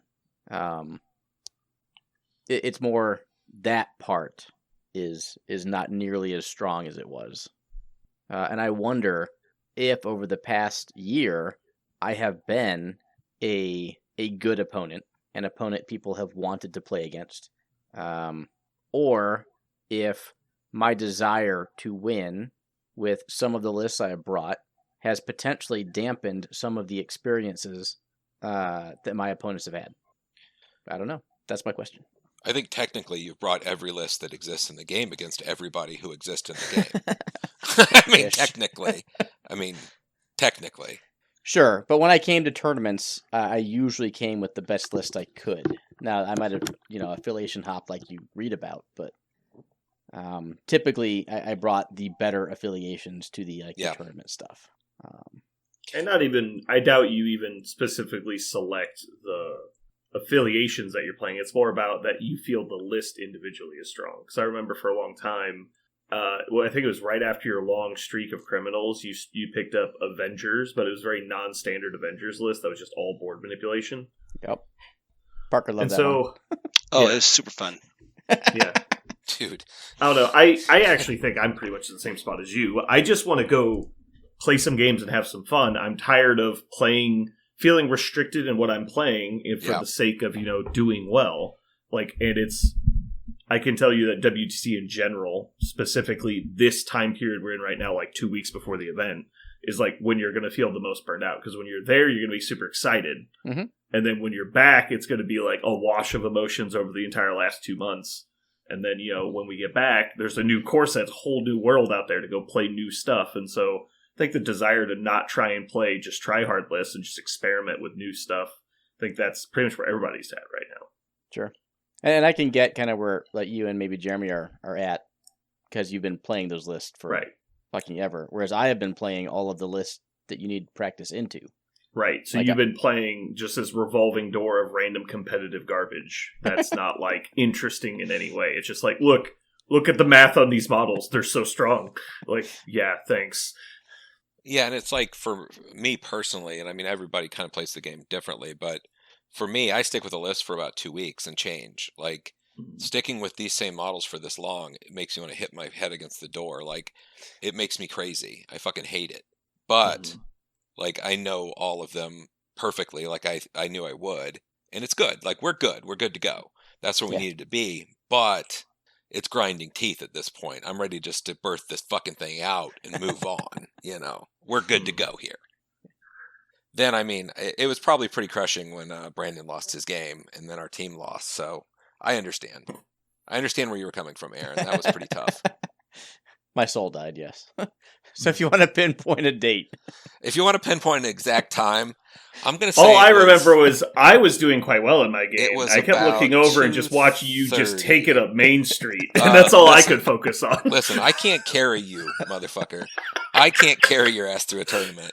You're going to have to carry... I'm caring about how many losses are required for a team to lose. Is it just me? Apparently. Listen. Well, I feel that's a great praise that you gave me, saying that the entire hopes of our team are on my shoulders. Yeah. Apparently you didn't know that. It took me like an entire 2 seconds to realize he was trying to insert me under a bus wheel. I'm like, wait a second. You got blown out. Wait a minute. Hey. By a, what did you call him? Quasi-competent webs player? I don't know if I'd say that. Kidding, he didn't say that. The praise was much higher, Quentin. Oh, you're talking about Quentin. I thought he was talking about me. No. No, I mean, I got rolled by. Well, I didn't get rolled, but I got beaten by a Webs player. See, that was the problem. Is our Webs player didn't beat the other guy. That was the key to this matchup. that was the key. God damn it. I'm trying to remember who it was. I think it was either Jeremy or Aaron. I'm pretty confident in this last weekish of playing.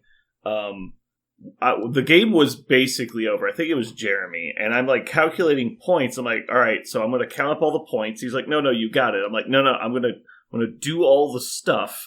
And he's like, no, like, we're done. He's like, no, I'm going to finish my turn and do the control phase. He's like, no, I'm not going to let you rub his, like, but I have never in my career used the interrogate special rule. And I set up my turn to use it. And every time I do it, someone stops me.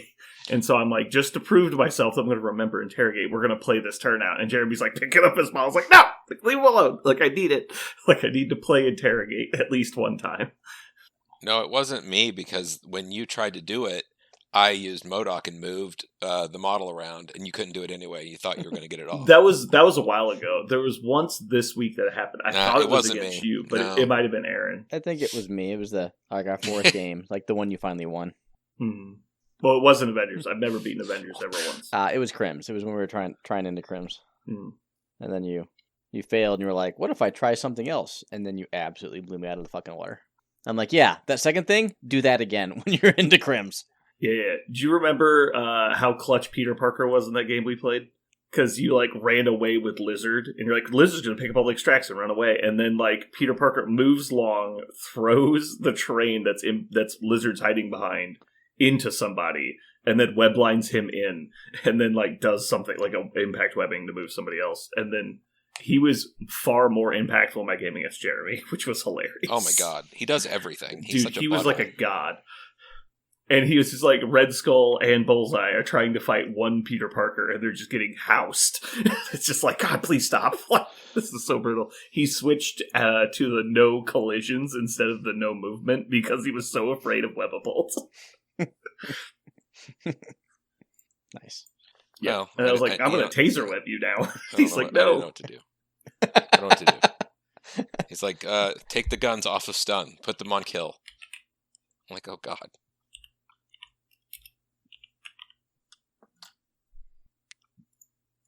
Alrighty. I would just like to say, for the record, I fucking hate this movie category, and I think we're going to ban doing this again. All you have to do I'll is cover win. it. I'll cover it later. No, Okay. I don't. I don't care about winning. Okay. I understand that I would get to pick the topic, but I don't like this. And we'll talk about it later. Okay. I I realized that when I was picking, I was like, fuck, I don't know what to pick. Let's do some weird, obscure shit. And I'm fine with weird and obscure stuff, and Yeah. obviously we're trying this out, so it's fine. But sure. I'm not defending my choice. How about that? yeah, I think that's a good choice. I like picking movies more than I do like picking the category. Yeah. No, yeah, I got that. All right. Anybody have anything else before we get started? Okay. We'll get started. Not worthy. Poorly. You I have mean, chosen. honestly, it could have been Parker gets a lot of questions wrong. Yeah. The episode. Yeah, I'm not gonna True. lie. I think I'm not looking forward to reading Discord for the next week. Oh, that's all I gotta say. Everyone's be like, Parker, how? Like, It's all gonna be- Parker, why? Yeah, it's gonna be. You're no longer my spirit animal. Yeah. No, I'm confident. I'm confident my hardcore fans will appreciate. Fly like an Flim eagle, flavor my of this. ass.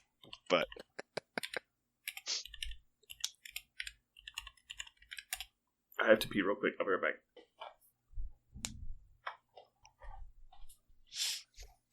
Do you guys want to talk about the proposed store bans? Because I do. Oh, I really do. One, where are they? Because it was like in a Discord, like what, right after the last tournament or right before it, and I was trying to find them today. Be like, I can't remember what all was banned because I'm making lists. I'm like, I don't want to make lists for things that I know are banned, and I went back and looked at that. I tried to find the list. I couldn't find it. There's just so many posts, which I love. That our Discord is super active, but it makes it hard to find things like that.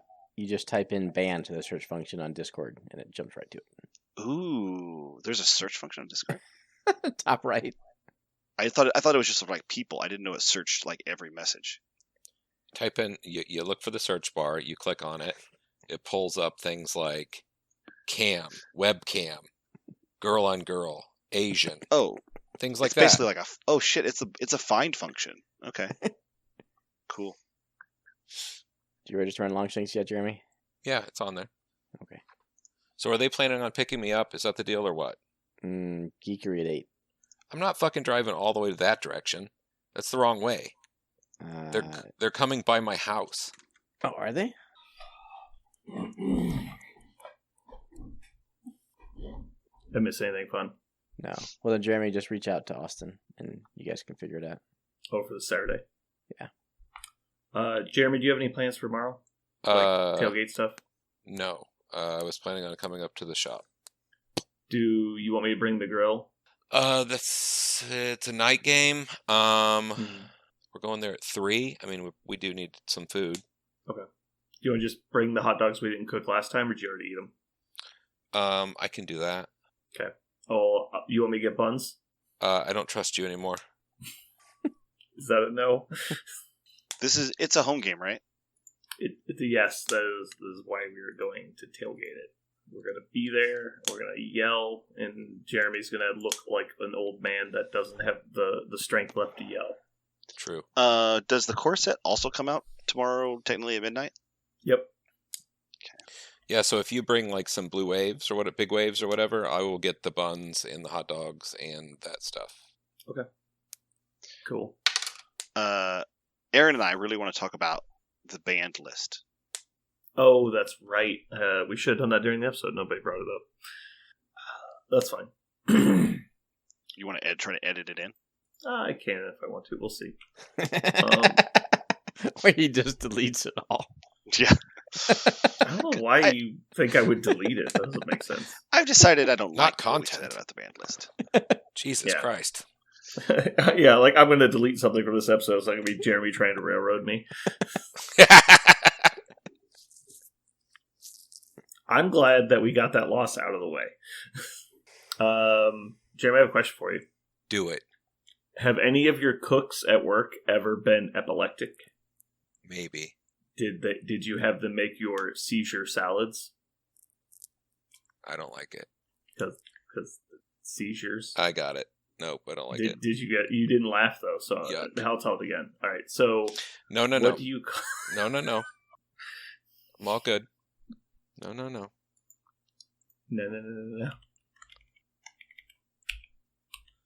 All right, so what's this ban list thing? Oh, so everyone complaining about CGR. I Yes. had built this list of items that I was going to try a soft ban on, and it's kind of like your Limbo League that you ran, where it was you couldn't play anything over 5 points, so it was 5 or under. Yeah, that's not a Limbo League, but go ahead. What would you describe a Limbo League as then? I don't know. The thing that don't you mean know that what thing that that is. Jeremy ran? Yeah, I have T-shirts that say Limbo Don't League. try and troll me, motherfucker. I'll make a shirt. I literally have T-shirts that you made that say Limbo League. They I do. want you to know that a lot of people ask me what's one of the most interesting things I've done in the local meta, and I've told all of them Limbo League precisely that. Yeah. Well, anyway, so the Limbo League. God damn it. I hate you See both. what we did there, and it worked well in a short term, especially in a small populous pool, like where it's like there's not a ton of people that were playing in it. But I think it's pretty obvious if we just keep perpetuating that meta, what happens, and it's like the same 2 or 3 lists start popping up as like the serious problem lists. So, and we've talked about this a bunch in the past. If you restrict what is playable, all you'll end up doing is change what is the strongest thing. So if we say you can't play, let's say, Sam Vengers, well then just Web Warriors becomes the best list. So it's like you're just rotating the winner of the elimination. And so I was trying to come up with a list of things that would target the most egregious and most unfun play experiences.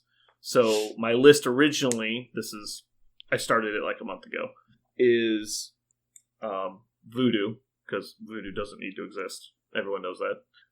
He's not good for the game in any way. He just creates negative play experiences. Black Cat, I think Black Cat is definitely better in her current iteration than her old one. I think she's maybe stronger now, but she's better for the game than she used to be. This version, I agree. This version of her, yeah. And it's mostly because it's no longer an objective stealing robot that doesn't do anything else. Like, the stagger potential has become a lot more valuable. And she can still steal. It's just less turn one stealing than you used to see.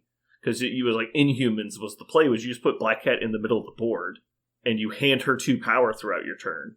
And you just steal an extractor. There's nothing your opponent can do about it. And it's really stupid.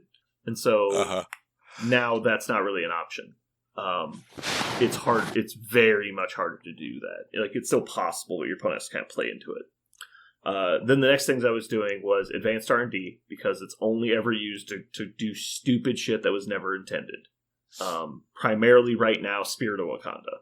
And so by banning it, Spirit of Wakanda also kind of gets taken out of the S tier that it's in. And you can still accomplish it, but you have to do it by, like, playing Wong and taking, like, a meditate action and then passing a power to Shuri. And then, like, Wong's already down in action, so he can't really get to many objectives. So he's like, you're basically wasting your first turn. So, especially if you don't have Prio with Spirit of Wakanda, it lets your opponent do things before the game explodes. And that's nice. My second card was Patch Up. And the entire reason behind Patch Up is because the only list that really misses it is Immortal Hulk. And Immortal Hulk always having the turn where you can try to kill Immortal Hulk without him just going and removing the token automatically is really, I think, good for the game. Because even if you, like, play Strange and you heal him 3 and then pass turn, he heals a grand total of 4. Even if he had 10 power, he's got 1 damage on him. And so now you can try and kill Hulk again. The only weird exception being if you're playing, like, Riots and you didn't, like, get Hulk away from the Riot token would be the only time that they could actually heal him to full. So it gives you a turn to kill Hulk, so you can, go full bore into him, and the next turn suffer his wrath and then kill him. And so you have that option. And you can still come up short, but it gives you counterplay where there wasn't counterplay before. And every other list of the game would, I think, be happy to see Patch Up go to get that interaction. So those are the 4 things I was looking at hitting originally. And now with all the people worried about CGR, I was going to put CGR on the list. Because I think everyone agrees in his current version, he's not okay in the game. He just creates too many weird problems and negative play experiences. May I provide feedback? Go for it. Okay. The first bit of feedback I want to say is bra fucking vo. There you go. I definitely cutting this. I say what? Definitely cutting this. I have been on TOs to modify their tournaments and or game structure to enhance the play environment, right? So even if I might disagree with some of your specific takes, thank you for doing something. At least trying it. Maybe it works, maybe it doesn't. But yeah, and that's the whole day. We're going to start off with running a single tournament, seeing what people think. Right. So first of all, great job. Now here's the critique. I think there's only one absolutely problematic model in the game, and that's CGR. I think he is responsible for more NPE right now than anyone else. So agreed. I would be okay with just the CGR going. Mm-hmm. I don't mind Patch Up and Advanced R&D. I think I do mind Cat and Voodoo. And the reason I do is because all it does is make the other Steelers stronger. That's kind of the point, yeah. What I think...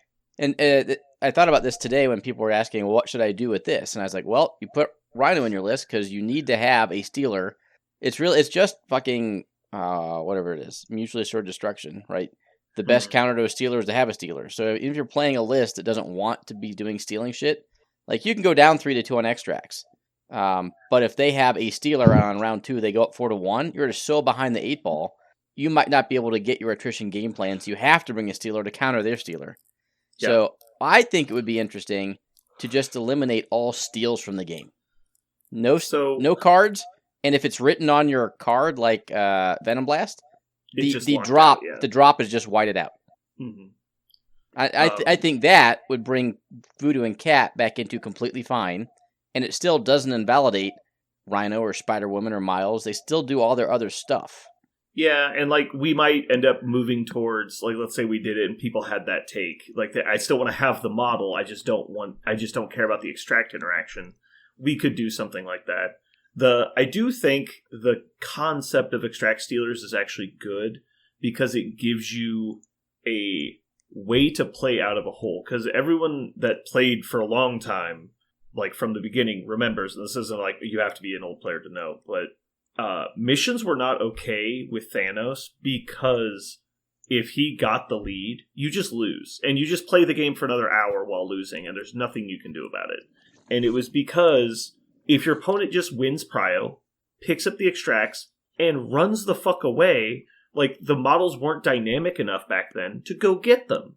And so it's just like, what are you supposed to do? I walk at you with Iron Man? Like, what do I do to go get you? And so, like, now there's more, tempo models that can, like, get across the board, so that's better. But it's just like, we're in the same weird spot we used to be. It's like, okay, so you won prio, so just you're infinitely up 3-2, unless attrition goes my way.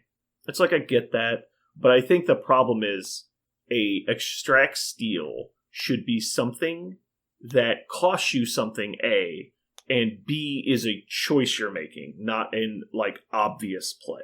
And so it should be something where it's like, well, like, I can take Black Cat, but she's a detriment to my list because I want to have an option that isn't shoot bullets at person until they give me what I want. And so, like, I totally think that playstyle needs to exist, but the two models that we've talked about, Cat and Voodoo, are way too good at it to where it just, like, it makes it feel unfair if you don't bring an extract stealer. And so I'm wondering that if we just clip those two off the top, the rest of the extract stealers are either a one-time issue, like this is a robbery, which is a great card, or is detrimental enough that it is costly and not free. As we're like, Black Cat is a good model on her own right, then can steal extracts. And so, like, bringing someone like Enchantress, who's arguably an okay model that has some weaknesses that can steal extracts, feels so much more reasonable to the rest of the game.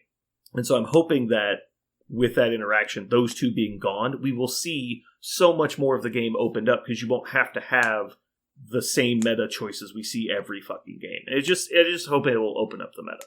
I just think you're holding over a lot of hate for Cat and Voodoo from pre-errata. Well, so the biggest problem with Cat is she's one of, I think, two ways to steal and extract without mission objective being a legal choice. Am I wrong? Am I forgetting some? Because I think it's just Enchantress and Cat.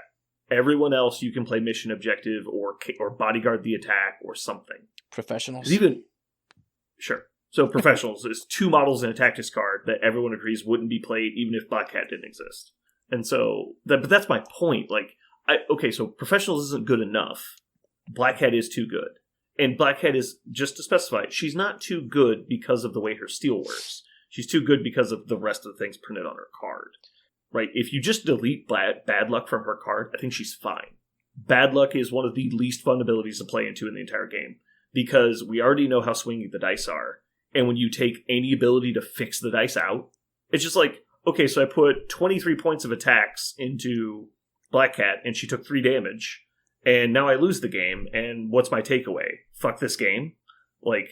So I'm inclined to agree with you, but I also think it's far too early to make that definitive statement.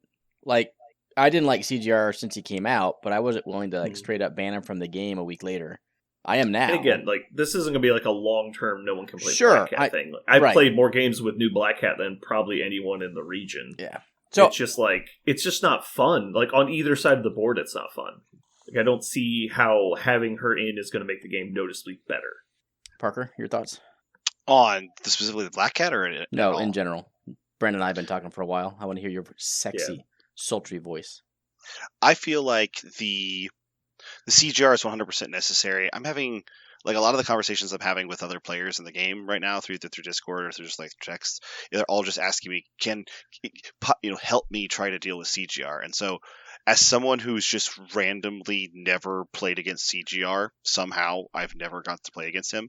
It's just been, like, wild speculation corner for me, and I would love for that to just be taken off of everybody's plate of having to build their lists specifically so that they don't automatically lose to CGR. That feels like feels like a game that feels like not a fun game to play, especially at tournament. So I think CGR absolutely belongs on the list. I think Black Cat should. I don't think Black Cat needs to be banned. I don't think. I mean, I want to play Defenders, and my list doesn't even have her in it, and maybe that's absolutely wrong. But I don't think she's absolutely necessary anymore to play the game. I think Voodoo is probably still really strong. As soon as your opponent puts Voodoo down, you have to change everything about the way you play because Voodoo's down there, and his nerf didn't stop that. It made it worse in some ways. I could see Voodoo being on the list. I just want to... Can I say my biggest problem with Voodoo and the reason he's on the list? Sure. He's a range 3 actionless steal. That combination of effects is a problem on its own right, but then he also prevents you from stealing it back, which removes counterplay. So at that point, the only counterplay is to kill him, which I will give to the devs is actually an easier task than it used to be. It's just, I don't think we need those crazy powerful steal mechanics in the game. I think it's pushing other models out of the meta. Right. And so that's why. And therefore, I think Voodoo could absolutely go on the list. Advanced R&D also, it pains me because I love my turn 1 plays so much. But Advanced R&D that's all it is. It's a turn 1 play. Patch Up.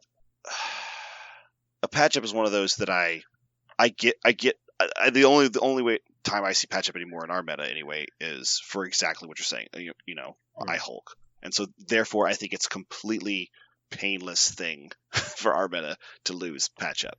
Because you're just like, okay, so I Hulk has to play more fair, like you said. You can still play I Hulk; he's still great, just more fair. So I think it's totally fine.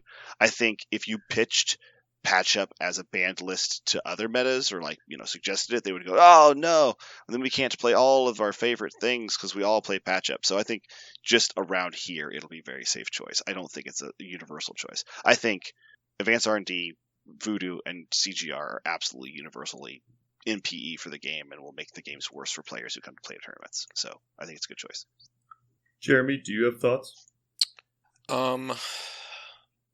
So is it the stealing mechanic in general that you're trying to fix? Like, it's just too egregious in the game? Like, it's just too much? It is. So I think, like I said earlier, I think stealers should exist in some form. I think Cat and Voodoo have excelled. It's kind of like the X-23 conundrum. They've excelled so far past what other models are capable of that you would never, ever reach for Enchantress over Voodoo, right? Like, it's not even close to comparable. Like, they're actually fairly similar models in basic concept. Like, they're both, magical type models that have a steal, that have, a little bit of board control, and can just forcibly take extracts from people. But one of them is considered an S-tier model, and one of them is considered a bargain bin model.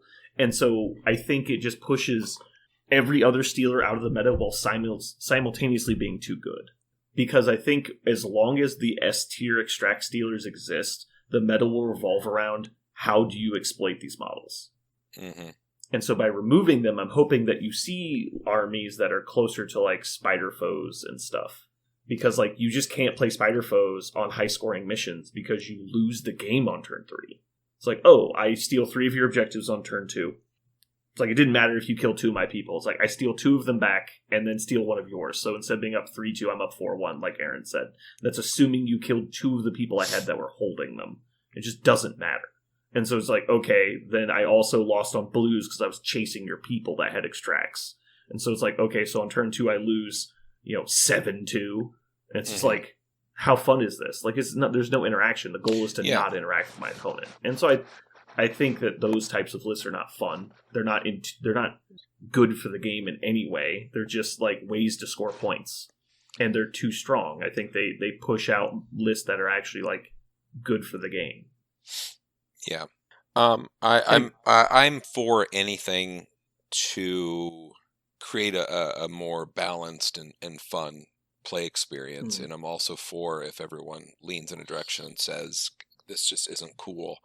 I haven't played against new Voodoo, but just adding it up and looking at him and going, okay, he can still do X, Y, and Z, but I mean, he can be controlled a little bit differently now, and his abilities are a little different. So judgment's still out on that, but easily I could be swayed.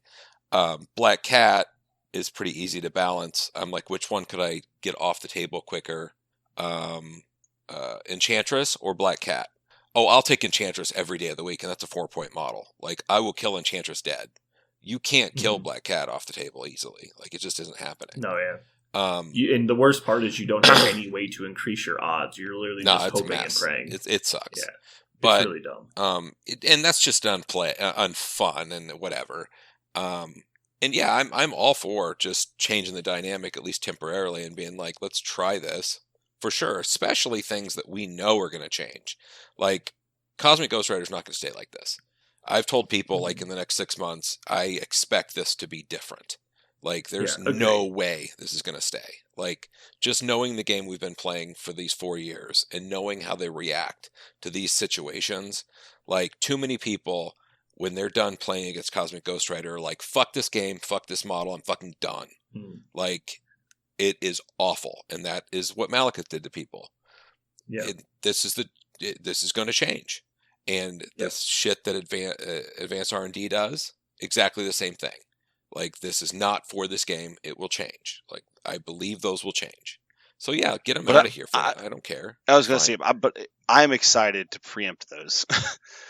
Some people use that exact statement, Jeremy, to say, well, they're going to change, so let's just live in misery for a while. I go, I do this for fun. Like, I don't want to. Nope. Why would I? If I have the power to make this more entertaining and more engaging, and more fair for everyone, I'm going to do that. Why would I live in a world? Well, so there's two camps, right? There's people that are excited to try different things into CGR to see what works against them. There's people that just actively don't want anything to do with it because they believe it's completely broken. I think the majority's in the second group. But I mean, if you're playing a local, like, pickup games, just tell your opponent you don't want to play at CGR. Like, it's that easy if you want to actively avoid it.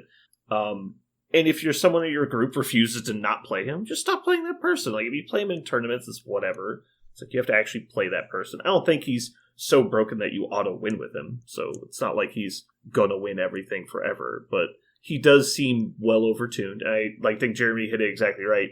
It feels like Malekith all over again. That they'll reach a point when they have enough data that they know that he needs to be adjusted. They'll playtest a change and it'll come out. I think I would probably be expecting it around probably, I don't know, LVO time frame. I would guess that we will see an adjustment if I had to put a date on it. So, the tournament bans that you're suggesting are they going into effect like next month? Can I be excited? I don't have any hard dates, but yeah, my guess would be it would be the November tournament would be the one I would do as a test run. And it might be like we can see what people think if they enjoyed the list building experience of not having these models as options. If they enjoyed the play experience, we could also move into, because like I said, patch-up is specifically targeted at Immortal Hulk. If people don't like that patch-up's gone, we could even talk about moving to some kind of animosity type rule. It's like, well, you just can't take patch-up with Immortal Hulk. It's not allowed. Because that's what the card that breaks him is patch-up. So as long as they're not taking patch-up, I really don't care. It's like Aaron was saying earlier, like Voodoo, it's like, yeah, okay, if you just want to say he can't possess people and you want to play Voodoo, that's fine. I don't give a shit. Like, we could do to just change it to where you can't possess people. I don't really care. Or whatever. But I don't want to go into a bunch of weird erratas that we have to do, because then people have to, like, read a whole document where it's so much easier to see a list of things you can't play. We could also move into, like, saying things are restricted, like Spirit of Wakanda is now a restricted card, like, or whatever. It's fine. The thing I talked to a lot with Nigel about, and I think we did this on the cast even, was you can't nerf, like, we always talk about the meta is currently, like, there's tall lists and there's wide lists. You can't nerf one of them without touching the other one. And so that was what this was kind of coming from, is the fighty lists were at the time kind of like Spirit of Wakanda and Immortal Hulk were really like the problem people, and then Mal was kind of in there, but he already got adjusted. And then on the scenario side, it's kind of like Voodoo and Black Cat are like the key models. And so I was like, well, if we just get rid of all four of those as like major contention pieces, what's left? How does that shake out? It's kind of like seeing that as an experience. Oh, I think this does not do that at all. Another thing about taking off certain like point levels is it also, when you're talking about like list construction, my favorite part of the game is still like building lists. And I don't like it when one of the things I said many times about the Limbo League was even though I didn't want to play A-Force and Brotherhood, I didn't like that I couldn't play A-Force and Brotherhood, just on general principle, or rather A-Force specifically without a leader, or Brotherhood without Magneto. I just think that is a league that I would not be excited to play in, just on general principle. I like to be able to play the leaders of affiliations. But you're not taking out any leaders here. If there were any leaders on your list, I would have umbrage, like, period, full stop. So what are you saying? You said I didn't do it. Oh, you're just saying you're happy I didn't exclude anything specifically? That stops somebody from playing an affiliation. Right. Yeah, I don't want to do that. Right. And so I'm saying you didn't do that. And if you were like, I really think that Sam Avengers is too bland and too strong, and so we're just banning Sam, I would have been, nope, that's a bad idea. Sure. But you didn't. Yeah. I mean, there are about to be 3 other leaders for that faction. But yeah, if you're like, well, I don't like Sam not being allowed, you're like, I can understand that. Like, it's an archetype that has existed. Don't want to just drop it. Yeah. There's also another solution for stealing. I mean, there would be like the elegant solution of extracts cannot be stolen in your tournament.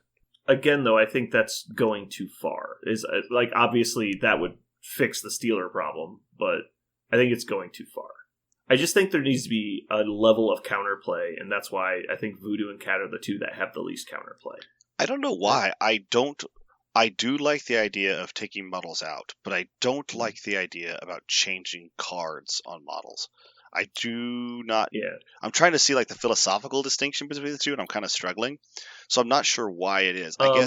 I think changing cards is a little bit more heavy-handed because it's like, I know better than game designers like how to make a card, and I know a lot of people who have thought that in the past, and it is never a good idea. Everyone's always has terrible ideas. And I totally agree with you. There needs to be a way to drop extracts off people without killing them. I think that needs to be in the game. Because like Spider-Woman is amazing at it, right? She can generate a decent amount of power. She could get around, but the whole stealing part is like, well, it costs an action. It costs 3 power. She has to have an extra power to pick it up, and it just makes you drop it on the ground, and it's an attack. Like, and so, okay, well, I'll just bodyguard it, or I will move out of your attack range, or I will have mission objective. I will deny you power. Like, there's so many ways to counterplay that steal. Like Miles, exact same problem. It's like, well, Miles has to get to 4 power. Then he has to be within, like, medium +2 of you.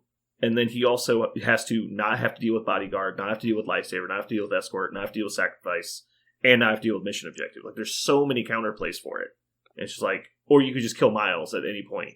And it's like, so Black Cat ignores all of those things and is better at doing it than Miles. I would, maybe somebody can prove me wrong, but I count the dropping abilities on Miles and Spider-Woman as a utility bonus, not the reason they're played or the tipping point of games. I've just seen that as a utility bonus, much like other things.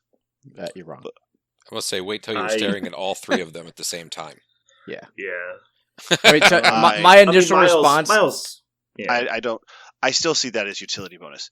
And I think you're right. If you put Voodoo, Black Cat, and those 2 in a list, yeah, that's going to feel really impressive. But I think if you ban Voodoo and Black Cat and your opponent's playing Spider-Woman and Miles, I am not nervous about the terrible stealing potential of it is a whole different animal when it's Miles. 2 instead of 3, right?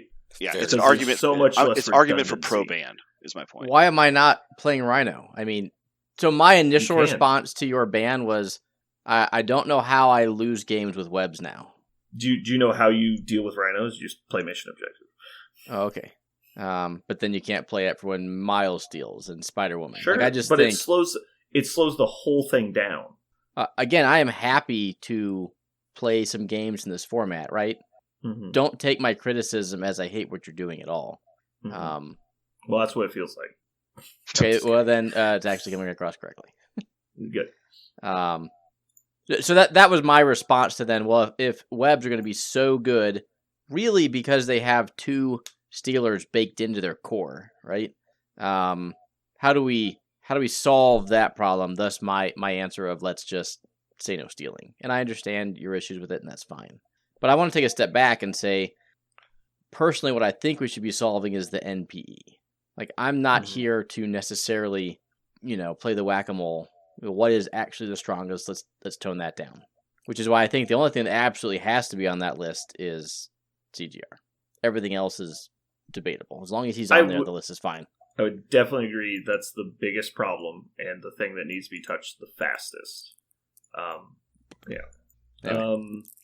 So I've had multiple conversations with people that I don't like putting characters on there in general.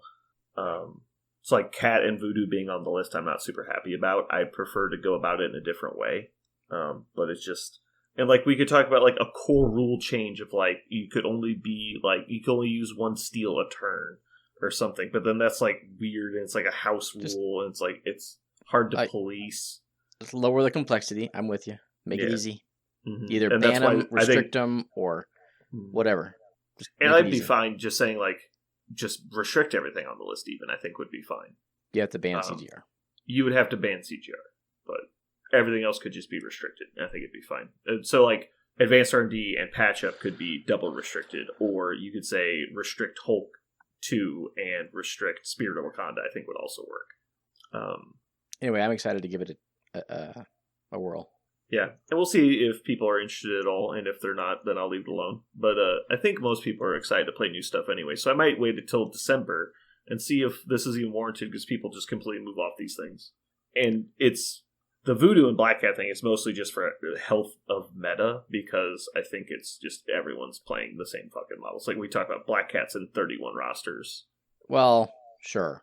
I do not think after a new core set comes out, you will see Black Cat or Voodoo splashed, I'm going to say anywhere. Locally. Like, they will make some lists in the world, sure. I just don't think they're going to be splashed how excited anywhere. People are for new stuff, right? Like, sure. Say, isn't... Granted, Black Cat's in 5 affiliations, so it's really kind of hard to splash her, but... yeah. But I honestly do not see Voodoo being played outside of Sons and Avengers. Are those his only 2? Oh, right, but like, yeah. So he'll see play in his affiliation, but I don't think he would see it outside. Right, like Voodoo in Convocation's a totally different animal than Avengers. It's really just in Avengers because it changes the dynamic of that list completely. Like, it lets them play a game they wouldn't otherwise be allowed to play. Like, before they're playing a very fight fair, good stuff list, and then you throw in this guy who's just going to win the extract battle for you on his own. And it's hard to deal with that. And then your only counterplay is to daze him, which triggers multiple effects within their list. They'll let them come back on you in different ways. Mm-hmm. So it's just like a perfect marriage, right? Like, and he's also affiliated, so it costs you basically nothing. It's the problem of like what it allows that list to be. I am not going to disagree with that. And same with Black Cat. Like, it gives you a 10-point affiliated that has 3 Steelers in it that are all like amazing models in their own right. Okay, well, I'm glad we had this just general talk. Maybe people find it interesting. You mean this ambush where people tell me I'm wrong? Yeah, we can call it that. Alrighty, let's do movies and then get her. But real quick, I got one more thing I'm going to say. Please don't assume this means I was not a fan of the dynamic update that we got 2 weeks ago, because I actually very much was. I think they did an amazing job of rebalancing the game. I am not a fan of Voodoo and Black Cat specifically, and obviously Ghost Rider is too new to have gotten nerfed by their standards. That's the only 3 changes I would have made, is those 3 things. If Cat just didn't pick up new bad luck, Voodoo, just change possession. Cease to exist. Well, so my problem with Voodoo specifically is that I like that they lowered his floor. Like, he's no longer impossible to play against, but they actually increased his ceiling. He can be better than he used to be. And so his experiences are going to vary widely. Like, I'm sure the game we had, where he literally destroyed the entire game and we didn't even get to play, was, like, not a good representation of how he is on the table in general. And I totally accept that. But the fact that he can still be that, and actually it was 2 games even, one of them I actually killed him. And so it's just like, yeah, that shouldn't be available for any 4-pointer.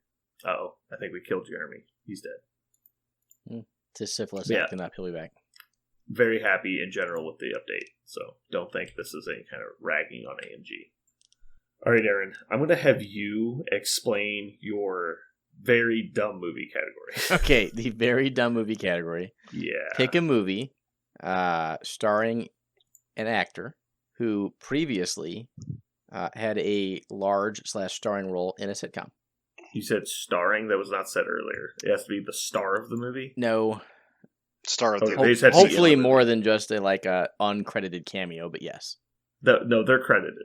Okay. Yes. And we're just trying to pick the best movies that fit this very broad and diverse category. Yeah. So that's my biggest takeaway is that I don't like that this is basically categoryless and it's just fucking anything. And so it's like I can't think of movies that I like that are in this. You have to reverse engineer it and research actors and then go research movies they were in and then compare that list after you've compiled it. It's just very convoluted. It's funny you say that. It. I actually feel like I really like this because it's Really? very convoluted, and you have to go and research this and find out the so actors. instead, I'm just going and then to work just backwards. mail this in super hard because I don't want to spend an hour and a half looking up movies. Okay, we'll mail it in with your first choice then. Oh, I'm going first? This is when I get to go first? Yeah, I don't want to hear you bitch about it anymore. All right. I got at least one for you. Okay. We're gonna go with Hook. That was on my list. Yeah, because it's a fucking genius movie starring Robin Williams, also known as Mork. Mm-hmm. You He's doing it, dirtbags. Cordy. He's doing it, Peter. He's doing it. All right. Let's go. Parker's next. Oops. I don't know if you guys are going to poo-poo this one or not. It's Probably. 100% God. based in fact, though. I'm going to go with Forrest Gump. Tom Hanks. Tom Hanks. Yeah, we know. If you didn't know. Everyone who did the research knows that he was on a sitcom. There you go. Forrest Gump. I love Forrest Gump. See, I actually picked mine without research, so I don't know this. I bet you did.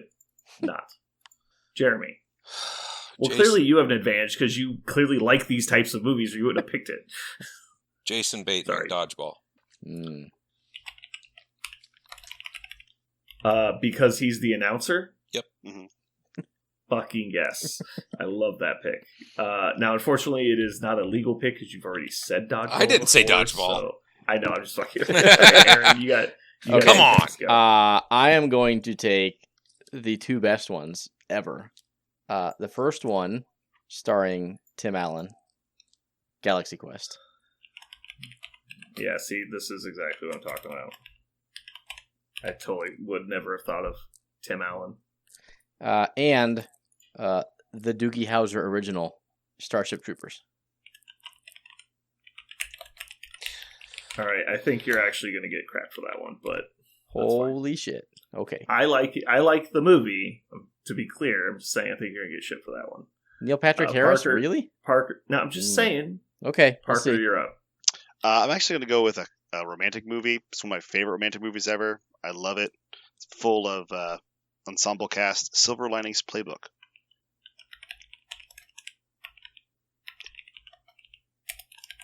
It was Jennifer Lawrence, by the way. And she was in what? The Bill Engvall Show. She played Bill Engvall's daughter in the Bill Engvall Show. Yeah, she was on the list I googled. Yeah, Oh. but I think he was asking about the movie Silver Linings Playbook. Yeah, Silver Linings Playbook. No, I know Have you that, seen but it? I was trying to figure out who Oh, he okay. connected there. Oh, Jennifer Oh, Lawrence. yeah, Jennifer Okay. Lawrence. So I'm gonna go with Horrible Bosses, Mm-hmm. also for Jason Bateman. And Charlie Day. It's true. Yeah. Although most people met him in Pacific Rim. So I'm just trying to decide what my next favorite movie is. I think I'm gonna go with not something I would normally pick, but I'm gonna there's a bunch of MCU movies that are on the board. And I'm gonna leave them, but I love MCU movies. We're gonna go with Ocean's 11. Who was in George that? Clooney. Oh, ER. George Clooney. Okay. Is ER a sitcom? It came up on the list. Fine, I'll pick something It else. came up on the list. I literally don't care about this topic at all. We're gonna go with. There's a bunch of other ones. Which one of these is the best movie? Fine, I'll go with Hitch, just in case one of you fuckers had Hitch. Fuck you. You're just trying to steal. I Hitch. literally don't care. This is the dumbest topic ever. Wow. Great. Now it's segment, just guys. counterpicking. And just fuck you guys. I do like Hitch, though. Hitch is good. It's my turn, right? Will Slap was the person in that movie, by the way. I actually can't take all of my first picks because I've already picked them all before, which makes me upset. Ha! We got him in a corner, boys. Yeah. So I just I'm can't going believe to you go picked with. Hitch over Men in Black. That is so weird. I think Hitch is a better movie than Men in Black. Okay. Like, noticeably. Men in Black was fun when I was, 12. Okay, I'm going to go with my. I'm going to go with my traditional Parker. What the hell? I love the movie Little Miss Sunshine. I think it's a great That's movie. an amazing movie. Yeah. And it speaks to me as a dad of girls. Who's in that? Steve Carell, who started in The Office. You before son of a bitch. I hate this category. I know, right? Like, I fucking hate it. It's so bad. Well, it's probably fine if you spend 3 hours just looking up actors, and then you go, okay, now I know what I'm picking. Like, Yeah, I forgot Office Space and all that. but it wasn't Tim Allen already famous before he was on Home Improvement? As a comedian. Yeah, he As a was. comedian. I guess that's fair. Did you go Yes, with? it's just weird. Jeremy, Oh, is it my turn? last pick. Do I get 2? Nope, this is just your last one. You've already done 2. Oh, wait a second. Did What you skip me? do I only wrong? did 1. Yeah, we skipped you coming back. So yeah, do too. I was wondering what happened. Jennifer Aniston, Along Came Polly. Did I give you that one already? Nope, you're good. Okay. And then Claire Danes, Romeo Juliet.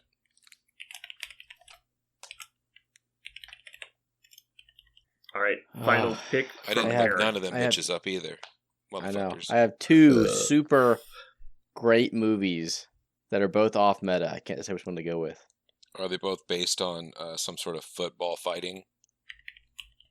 Dog Skull Championships, if you must ask. Trust me, I did all of the research. Rutger Hauer did not appear in a sitcom. I bet you fucking did. We're gonna go with the super off meta. Good advice. Charlie Sheen. Great comedy, by the way. I almost went with Charlie Sheen. Money Talks. I love that. Another off meta comedy. My 2 alternates, because I absolutely fucking love Robin Williams, but I couldn't pick like an all-time favorite movie of his. I had Father's Day and Jumanji. Mine were Patch Adams and Aladdin. I love Patch Patch Adams is very good. Aladdin is great too. Like, Aladdin's such a great kids movie. Yeah. And I don't think a lot of people talk about it anymore. I'm By gonna the way, save my off meta one for another day. But I had Gone Girl on the list as well. hmm Uh, Would you like to know in the actors that? I came up with? I'm curious if you guys didn't see these actors. These are ones I could think of myself or I found. Go ahead. Ryan Reynolds, mhm. Chris Pratt, Neil Mhm. Patrick Harris we got, Steve Carell we got, Tom Hanks we got, Jennifer Lawrence we got, Will Smith we got, John Travolta from Welcome Back, Kotter. I had to think about that one. Aubrey Plaza, Michael Cera, Michael J. Fox, and Robin Williams we got. Aubrey Plaza's not really in a lot of movies. They're all like Aubrey Plaza movies that are weird. Yeah, the one I wanted to put on there, I think I already picked, which is Scott Pilgrim versus the World. I like that movie a lot, but Oh, because she's like a side in that. yeah, she's I had There's a bunch of people in that. You could probably get that off of 10 actors. yeah. Jim Parsons and Betty White. Yeah, Jim Parsons, Betty White. I saw that. Yeah, I just immediately disregarded those because I don't mind Jim Parsons or Betty White. None of the films are in. I do like Lake Placid a little bit, but it's Yeah. not even Oh, close to yeah. the top of my list.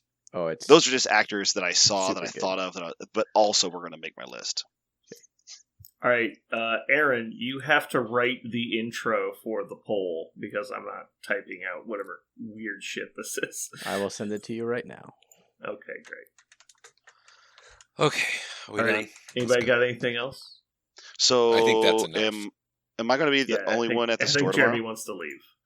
I mean, we'll be there just, before Parker time or after Parker time, one of the two. Actually, the person I need to know about is Aaron because I am donating cards to the WTT cause.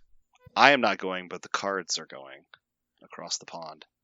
Yeah, there's 2 cards that I mentioned earlier. Do And you if I need to, I will. I was saying, are you going to be there tomorrow, or I will be there tomorrow. Yes. Okay.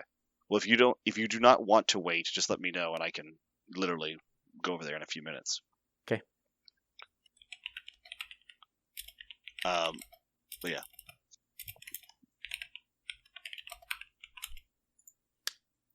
Alrighty, cool. Well, let's get to it. See you guys next time. I miss you. Sorry for Aaron's category. We apologize. It was a great category, Aaron. We apologize. I love when the